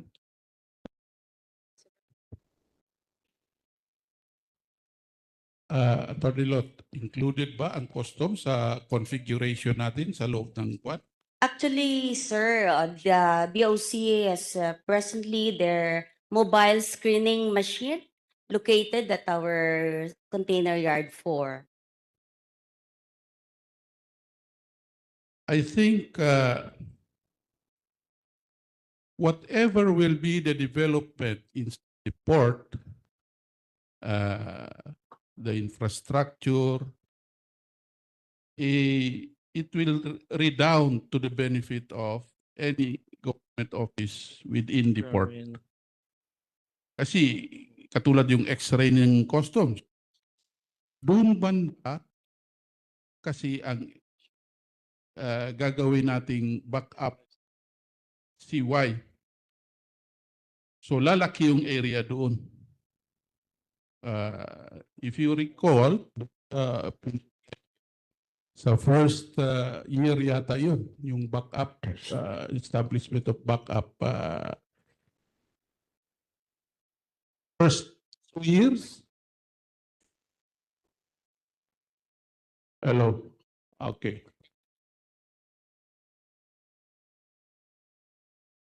Okay. So, but anyway, when there is already a concessionaire, it is among the things that the concessionaire should see to it na magkaroon. Okay. So, for customs, they can now have a bigger area for their operations. Unlike now, admittedly, medyo maliit ang area nila. Yung opisina or yung kwan nila, X-ray kwan nila, nasa tabi lang ng banda ng Berth 9 namin. But anyway, doon yung expansion natin sa port, lalaki na rin ang area nila.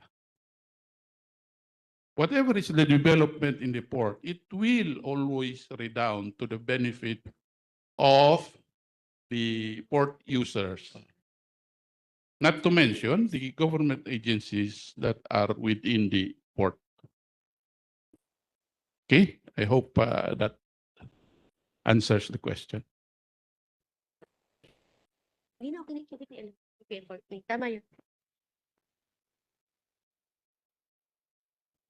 have question from DepDev Region 12. Are there plans for sustainable energy use, solar, shore power for ships? Solar is part of the plan for General Santos. For shore power, is it included? Not included as of now.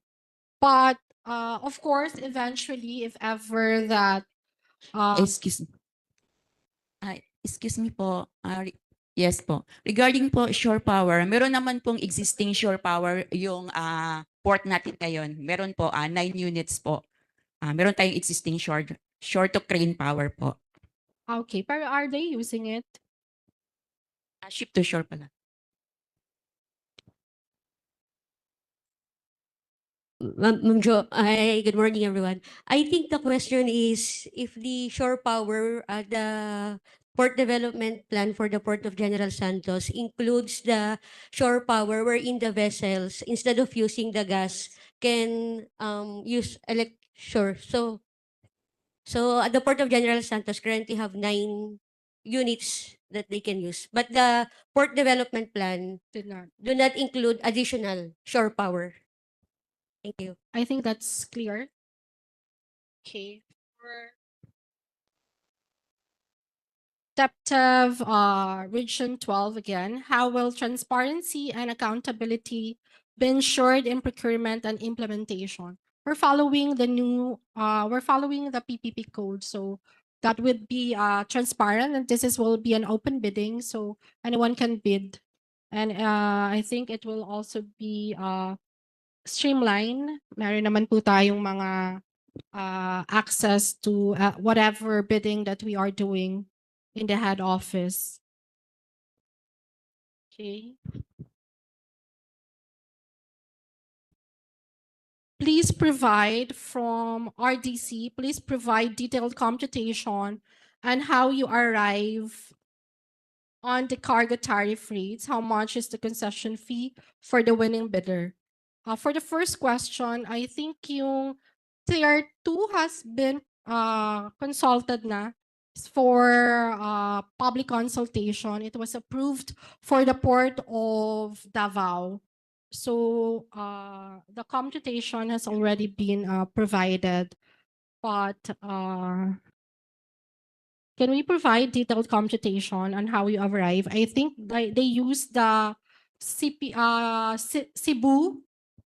tariff for the computation of Tier 2, and they add up, I think, 10% for the increase based on the Cebu rate. So that was the basis for the computation for Tier 2. For the second question, how much is the concession fee for the winning bidder? That's depend on the bid of the prospective bidders. So kasi highest bidder naman yung mangyayari, concession fee. So that we don't know yet what would be the concession fee.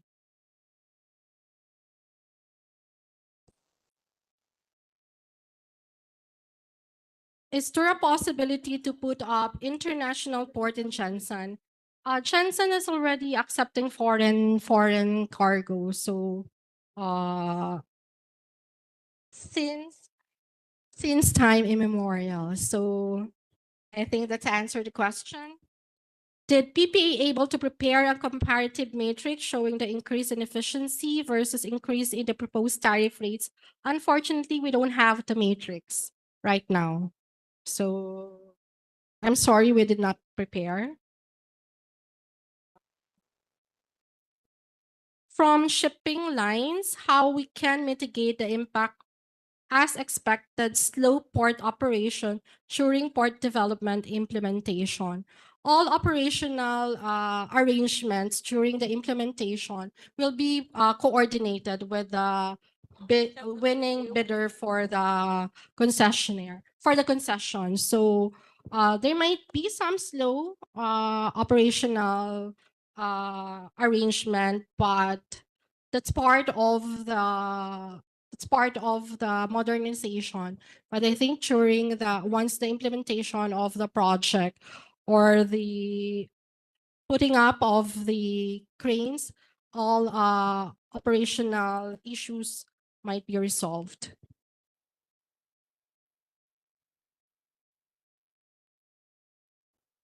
For Dole Philippines, why it will take 5 to 7 years for implementation, given this is only for expansion?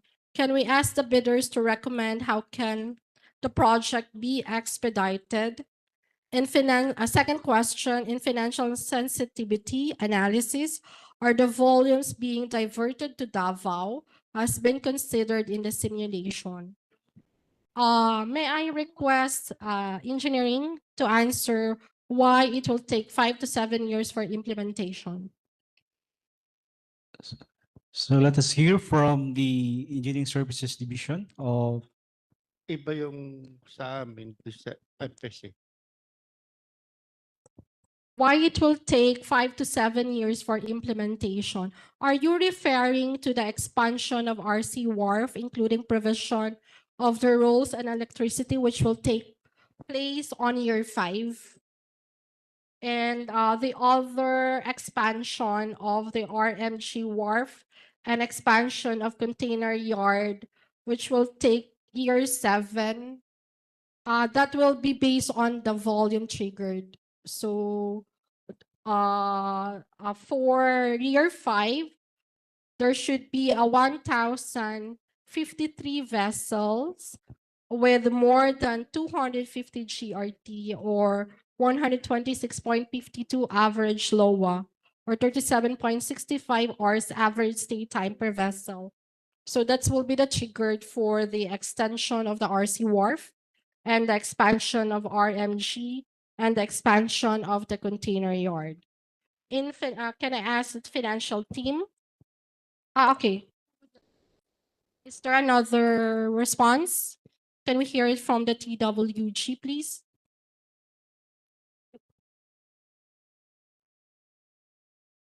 May we refer it to the panel of TWG?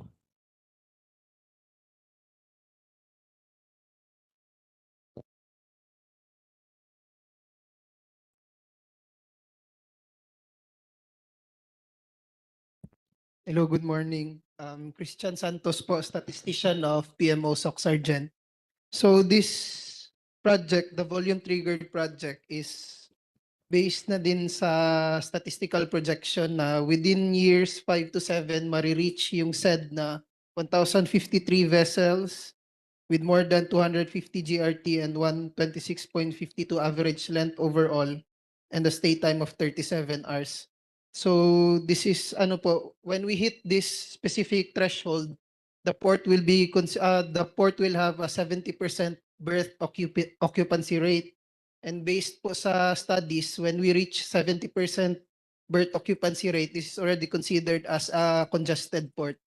So once we reach these numeric volume triggers, we should have the implementation of the said projects, yung extension and expansion po. But if the volume will be reached sooner po, if it will be reached, for example, year 2 or year 3, we can already implement the project. Not necessary na year 5 and year 7 talaga siya i-implement. This is only based on the projections. So if we reach the numeric volume trigger earlier, the operator will already implement the said projects. Thank you. Okay, I think that's answered the question. First question. Second question is, in financial sensitivity analysis, are the volumes being diverted to Davao has been considered in the simulation? Can I request the financial team, please?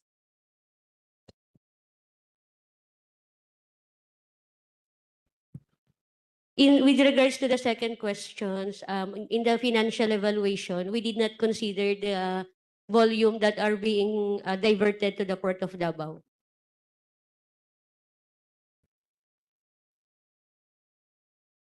We have Sir Christian, our statistician. So for the diverted cargos naman to Davao, we already made a study about this and it's only very minimal lang po. Out of the total exported containers, less than 1% lang is being diverted to Davao. Thank you, sir. So that's the response from our TWG. Okay, for Mr. Daniel T. Reyes, Megaport, is there any changes on PTMRF for this port? And if there's any, what are the updates? There's no changes in the PTMRF. Jensen is considered as Tier 2. If that is the question, or did I answer it correctly? Changes, there's none. The procedure is just we change it to PPP because in PTMRF, there's no feasibility study required for public consultation. So we have to adopt the IRR for PPP. So that's the changes. But for the tiering of the Port of General Santos, tier under Tier 2.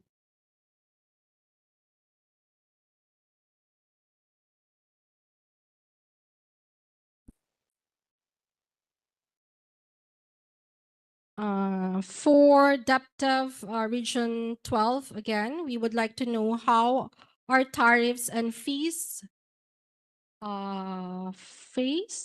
fared compared with other major ports in Mindanao, such as MCT, Mindanao Container Terminal, Davao International Container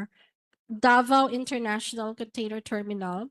Is it competitive enough as compared to other major ports in Mindanao? Financial team. DICT is a private port, so they have their own tariffs. Mindanao Container Terminal is not under PPA. So do you have a comparative? Did you consider the tariffs of those ports? Yeah. Okay, we would like to hear from our TWG, PMO SOCSARGEN.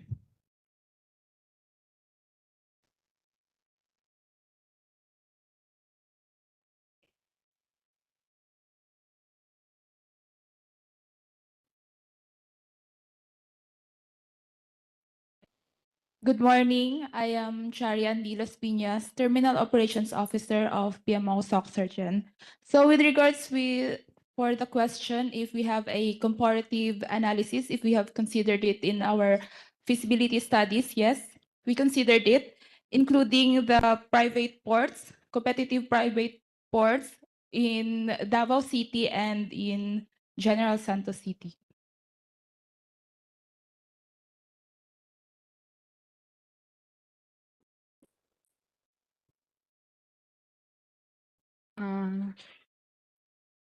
Okay, another question from Gladys de la Cruz, Minda.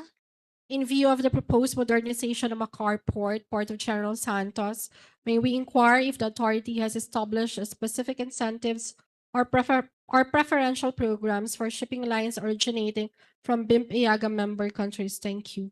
I think there is existing BIMP-IAGA rates, preferential rates, but I think kasama ba ang Jensen for the BIMP-IAGA?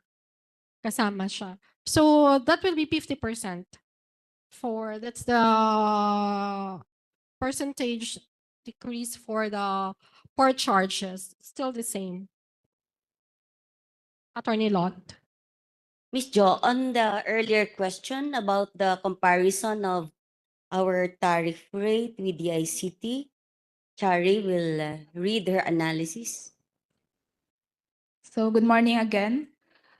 Based on our analysis, let me read on the import and export of containerized cargoes, as well as on the line handling and extra labor rates. It shows that the current rates of the Port of General Santos are the lowest, followed by the DICT rates and the Tier 2 rates as the highest. Next, on the shifting on board and shifting via dock, the current rates of the Port of General Santos are also the lowest, followed by the Tier 2 rates and the ICT rates as the highest. Thank you. Okay, for Chenica T of ATI, are there settlement fisher folk or community obligations? Were you able to consider technical working group? Are there any settlement? Yes. There are no settlement inside the concession area. We can present the U Plus to show everybody the concession area. Yung mga leases po sa loob ng port ay hindi siya kasama sa concession area. Yun lang po yung present natin na operational area. Yun po yung ating concession area. So we can show the U plus, the plus.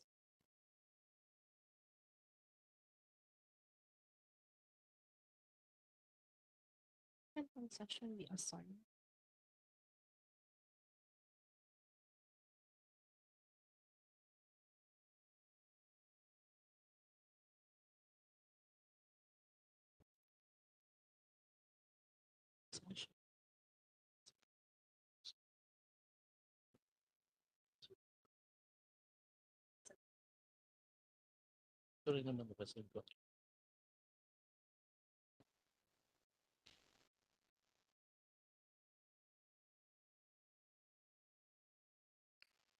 While waiting for that, can we go to the second question?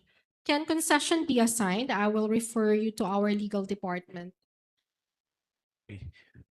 For this question, we will refer to the format of the contract, which was already reviewed by the OGCC and approved by the board. Okay, in particular, Section 7.01 of the existing format, this section provides that provides for the prohibition against assignment and transfer of contract. Now, it says the operator shall not either directly or indirectly assign, hypothecate, encumber, or transfer this contract or any interest therein without prior written consent of the authority, which consent shall not be unreasonably withheld. Thank you. The third question, are there any extension options? Based on the new Public Service Act, there will be a renewal option.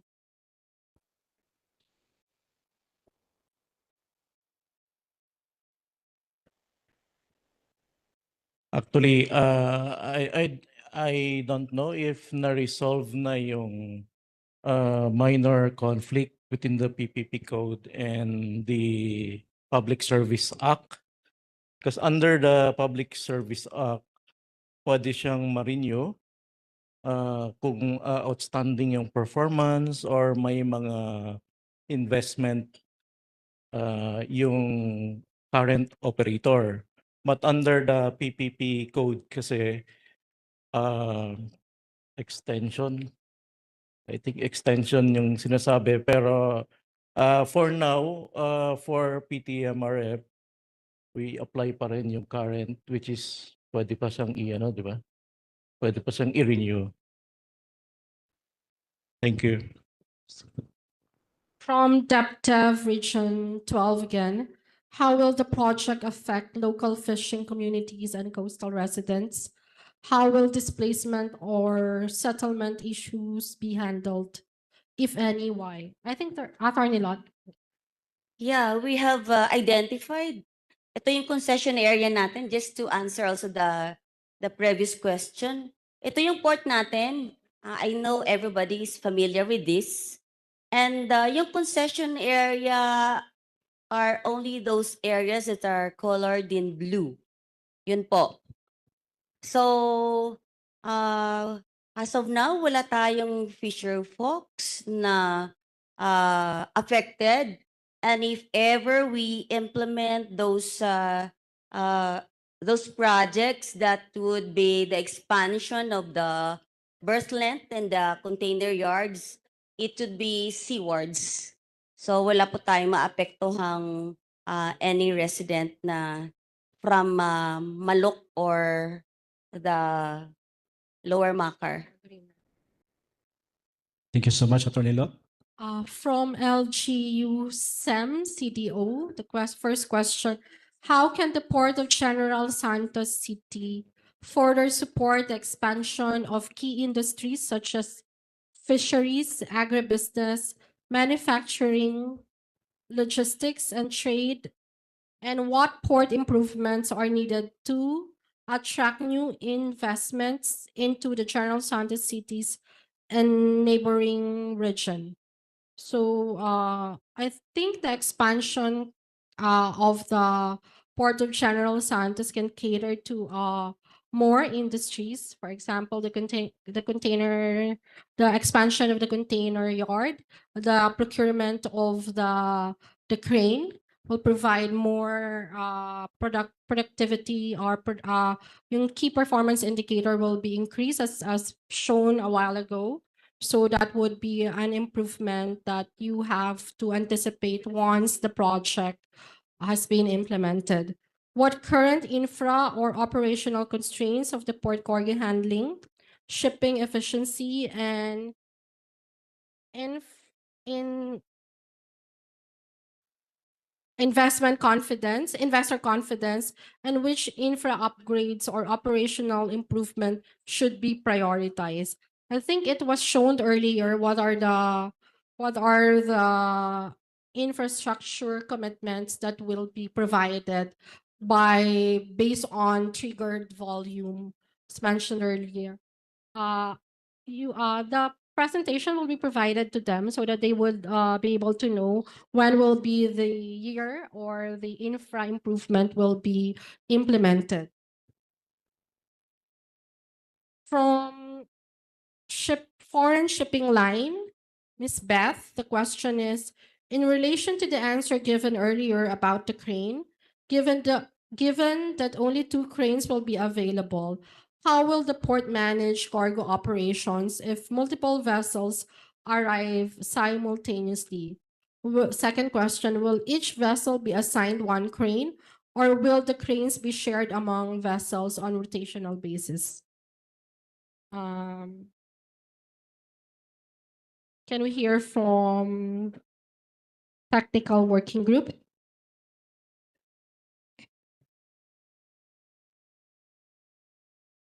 Kasi yung berth naman natin is on first come, first serve basis. So whoever comes first will be serviced. So that will be part of the berthing meetings that will be conducted, which is a mandatory berthing meetings.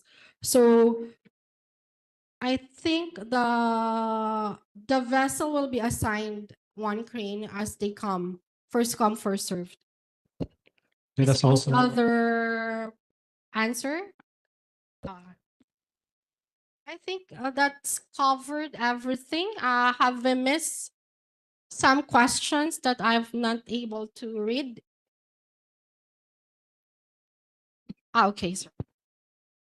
So we have from our stakeholders who wish to speak now. Kindly introduce your name, sir, and your affiliation or organization.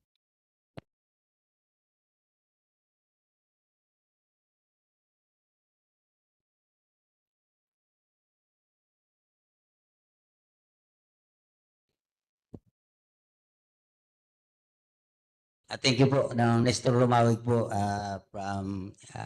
from the sector po ng transportasyon. Pasensya na, hindi ko kasi mabasa yung penmanship ko pag binigay ko sa inyo. Ganito po, kami po sa transport sector have been already experiencing po nung traffic congestion dito po sa Port of Gensan. And relative to that, nakita ko rin po dun sa presentation na mayroon po kayong coordination with the LGU. However, hindi po sapat ang kakayahan po maaari ng LGU to really address that issue on traffic congestion. They may be traffic management, mayroon po pwedeng mga magawa sila. However po, the need to widen ng ating karsada, lalo na po doon sa may entry point natin na papasok po sa ating Gensan Port, magkakaproblema po dahil po sa tinatawag natin makitid na kalsada. And then, alam naman po natin na kung magwawiden tayo o magpapalapad po tayo ng kalsada, there's talaga na posibilidad na magkaroon po itong right of way problem. So, yun po ang nakikita natin. So, along that line po, hanggang maaari po ba na may sabay natin yung tinatawag na pagpaplano ng tinatawag natin na traffic management to include na rin po yung widening ng mga kalsada in as much that we really expect na talaga pong magkakaroon ng volume na pagpasok po ng ating mga sasakyang pandagat dito sa modernized na po na Port of Gensan. Along that line po, siguro po, hindi lang po dapat LGU ang ating maging kasangga sa pagtugon yan. We really need some other line agencies po na to coordinate na magkaroon po ng parang isang sort of technical working group relative po sa traffic management po ng port. Yun lang po ang pananaw ko. It's my own opinion po. Thank you po.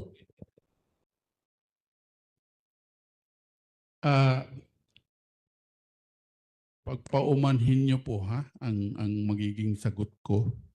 Kasi sa nakikita ko, malaki na ang kwan natin, kalsada, sa labas ng port. Maaring ang maliit is yung doon sa north gate namin. Pero itong sa main gate, malapad na yan. Pero, ang nakikita kong nagbibigay ng sikip dyan is yung walang control ng mga tricycle. Kung saan-saan humihinto, kung saan-saan nagpapababa ng pasahero, saan-saan kumukuha ng pasahero, and it disrupts the flow of the car. So that has an economic effect. Madidelay mo yung tracking na pumapasok sa pantalan, you reduce the economic activity by at least 20 to 30%. Madidelay.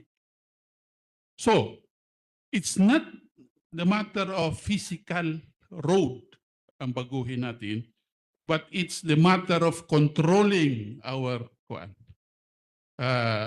tricycles and other na hindi pa kalat-kalat, hindi pa naman marunong magsunod ng traffic. Akala nila exempted sila sa traffic rules. So U-turn dito, U-turn doon, kuha ng pasahero dito sa kabila, kahit papunta siya doon, dito kumukuha ng pasahero. Walang disiplina ba sa daan? So kung makontrol natin itong tricycles natin, I'm very sure na luluwag ang daan natin papasok ng pantalan. Kasi may daanan na ang mga truck natin. Okay, so I think it's also a matter of policy na on the part of the city government to be tough on this one. I remember when I was still with the Davao City government as city assessor, pinahinto ni Mayor ang tricycle. Ngayon, i-threaten nila na hindi kami buboto. O pakialam ko, sabi ni Mayor, huwag kayo magboto sa akin. Basta huwag kayo magsamok dyan sa daan. O so wala silang nagawa. If we implement, we implement. No half-baked policies. That's the kind of leadership that this city needs. A tough and isang salita. Disiplinahin natin ang mga tricycle. Luluwag ang mga daan natin. Okay, we have heard a response from the port manager of the Port of General Santos. Sir, thank you for sharing your inputs. Follow-up lang. Yes, sir. It's not about only tricycles po. Although we admit na maraki pong punto yung tricycle, but hindi lang po tricycle ang gumagamit ng ating kalsada. We do have so many road users. At we include na po dyan yung iba't ibang uri ng transportasyon, privado man o public utility. Along that line po, hindi lang po tayo nakatutok sa tricycle. Why appreciate po na nakita niyo rin po yan? Na isa sa mga main issue yan. However, hindi po limitado sa tricycle lang ang problema natin sa trapiko. At kung titingnan din po natin, marami pa rin yung mga tinatawag informal po na mga establishmento na nag-i-encroach pa rin po ng right of way. Kaya nga po sabi ko, there should be something na hindi po lang LGU ito. This includes na rin po natin yung mga sangay ng gobyerno sa DPWH na may pamamahala sa National Road. At ganoon na rin po, yung tinatawag nga natin, yung mga transport sector na dapat po maipatawag nga rin po sila dahil unang-una po para maintindihan nila rin po yung kanilang mga responsibilidad at obligasyon na bigyan ng malawak na pananaw yung pagbibigay po ng respeto sa batas trapiko. Yun lang po. It's not only about tricycle po kasi para nakapokus tayo sa tricycle po. No? Hindi lang po tricycle. Thank you so much. Kasi sila itong kalat-kalat eh. Okay, thank you so much, sir. So we'll go back with our main topic for this morning, the public-private partnership. Ma'am Josephine. This is the last question. From DepDev 12, given that Sarangani Bay is protected seascape, has the FS incorporated environmental impact assessment and compliance to DNR and international standards? Technical Working Group. Incorporate environmental impact assessment. Have you included? Considering that Sarangani Bay is protected seascape.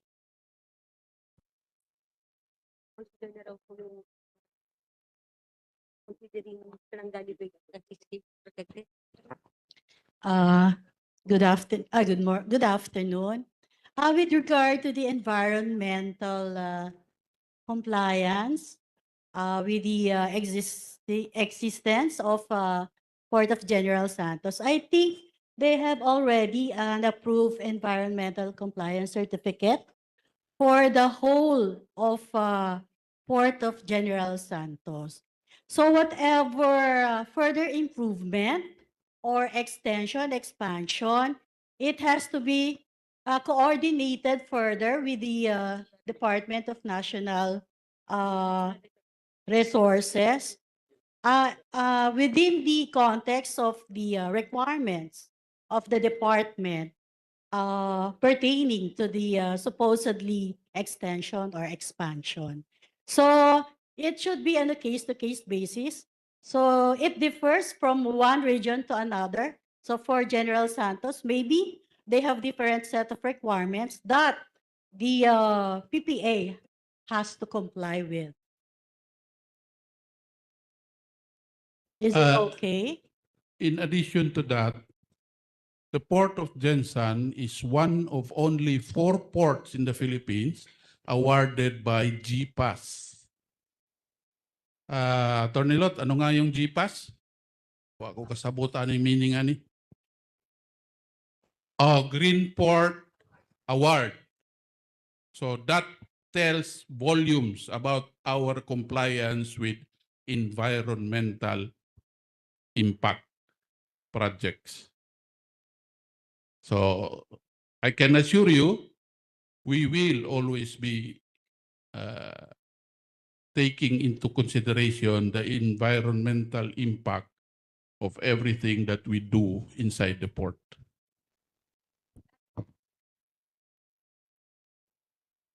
Yeah, that is an international award given by APEC. APEC. I think that ends the open forum. Oh, there's another one. That would be the last one. Yes, sir. We can accommodate you.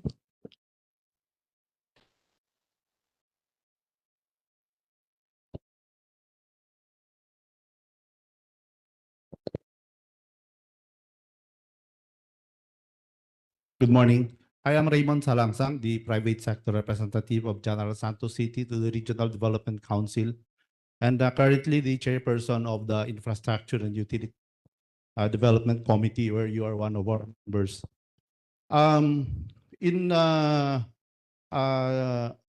You represented to us you proposed a capex, no? For the port of to the tune of 3.8 billion, right? For the infrastructure development and for the superstructure. And now you presented that you required a mandatory investment from the session of 4 billion pesos. No? You'll be imposing a tier 2 tariff for the Port of General Santos. Now, I am comparing it to what you had done to the Port of Davao, sa port. It was also awarded to a concessionaire under PTMRF, under tier 2 also. But in Davao, the mandatory investment there is 7 billion, 7.4, I think, billion. No? And the concession fee is around 7 billion also. Now, it is also under tier 2 tariff.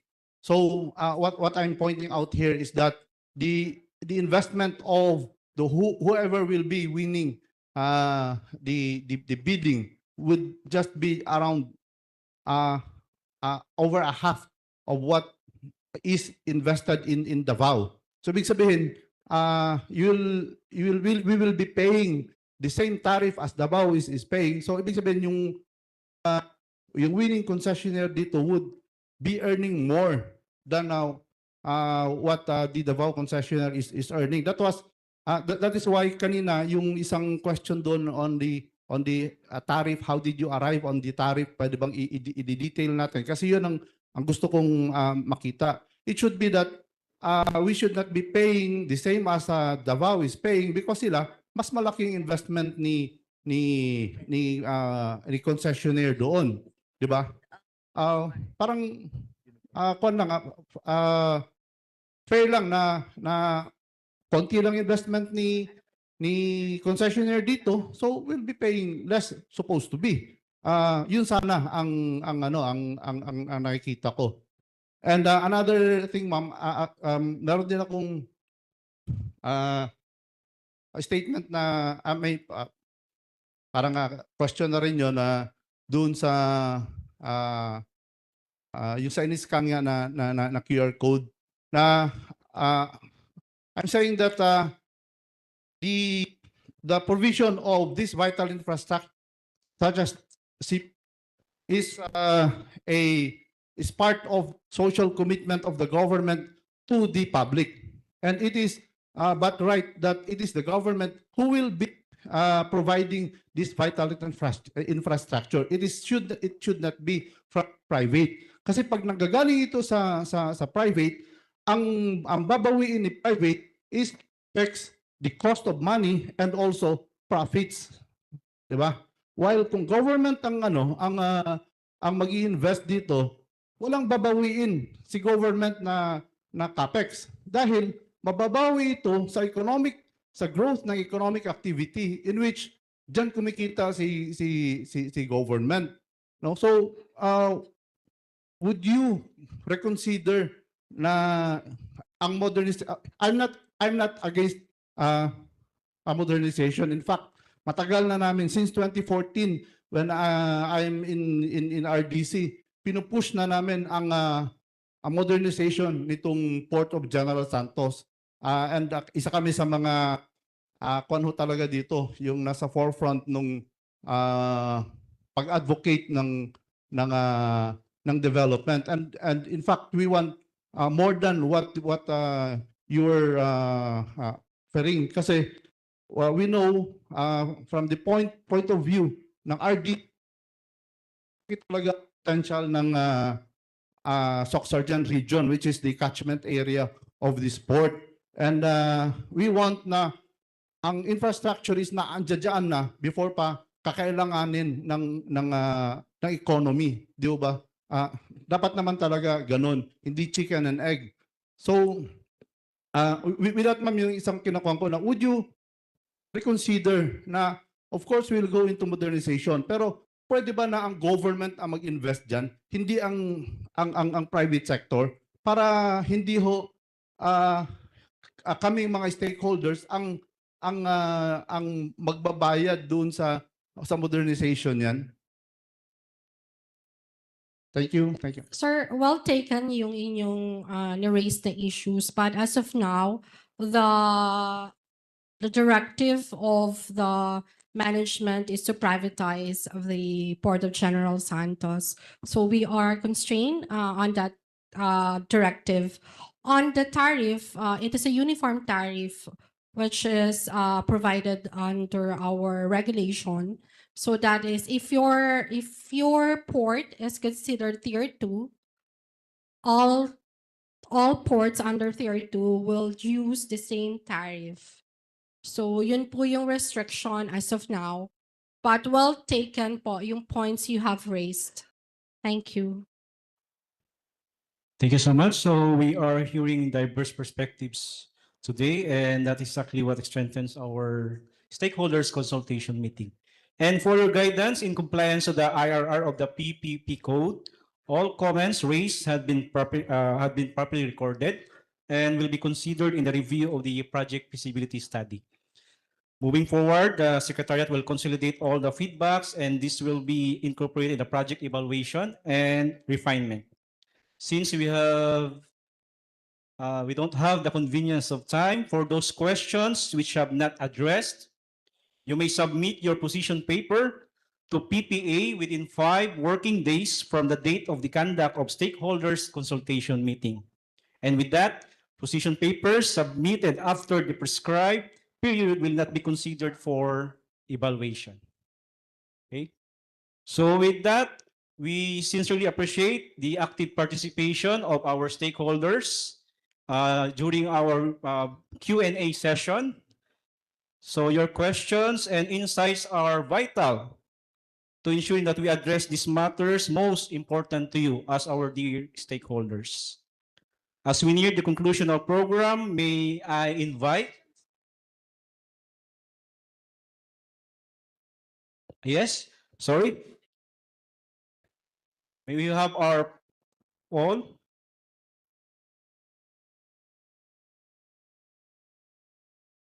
So we'll have our poll as to. We'll present you the QR code.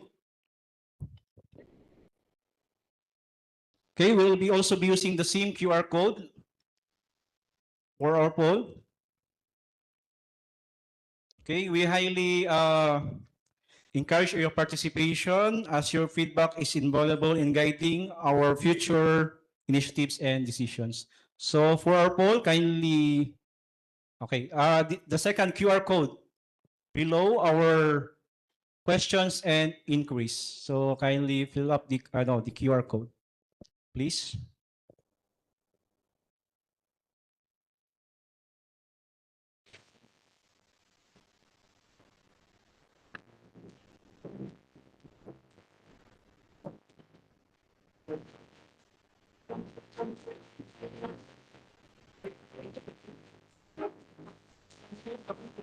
Program, we invite Attorney Hanika Rachel Arsha J. Ong, the Assistant of the General Manager, to deliver the closing remarks.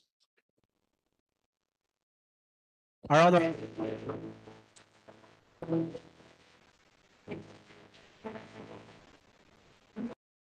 Maayong hapon, kanatong tanan. I think it's already due for lunch.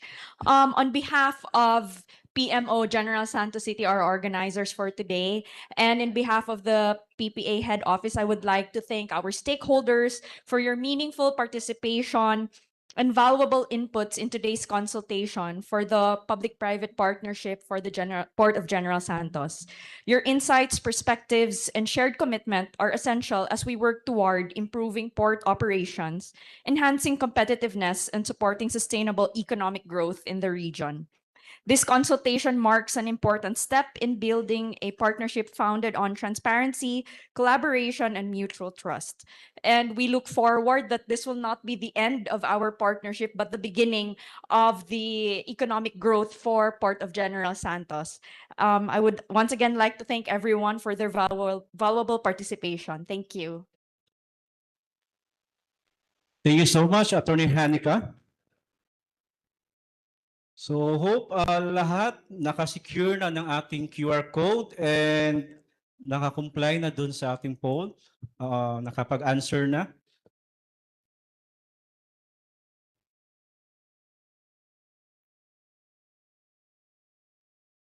And before we adjourn, may we request all panel members, stakeholders, and participants to kindly join us for a group photo. So this will be as a lasting memento of today's meaningful consultation. Okay, may we request everyone from our stakeholders to please come forward and join us for our photo opportunity. Okay, dito na lang sa likod, okay?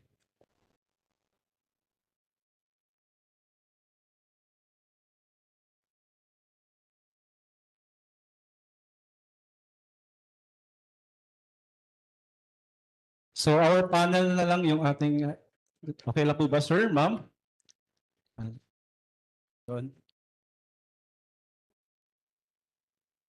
Okay. Sige po, may request everyone to please rise for our photo opportunity. Then yung ating consultation panel, we invite you to face lang dito tayo sa stage for our photo ops.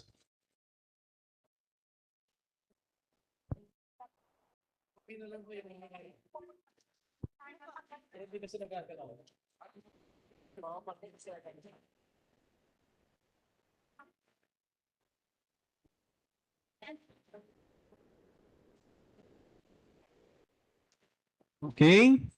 So, lahat po, maaari pang tumayo. Compress daw, compress. Medyo compress lang.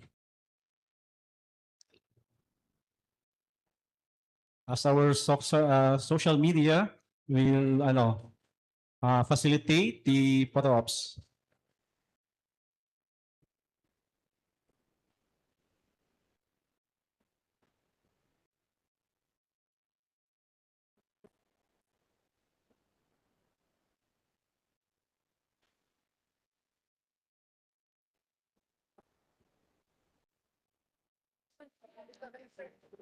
So, compress po tayo and I think ready na ang lahat.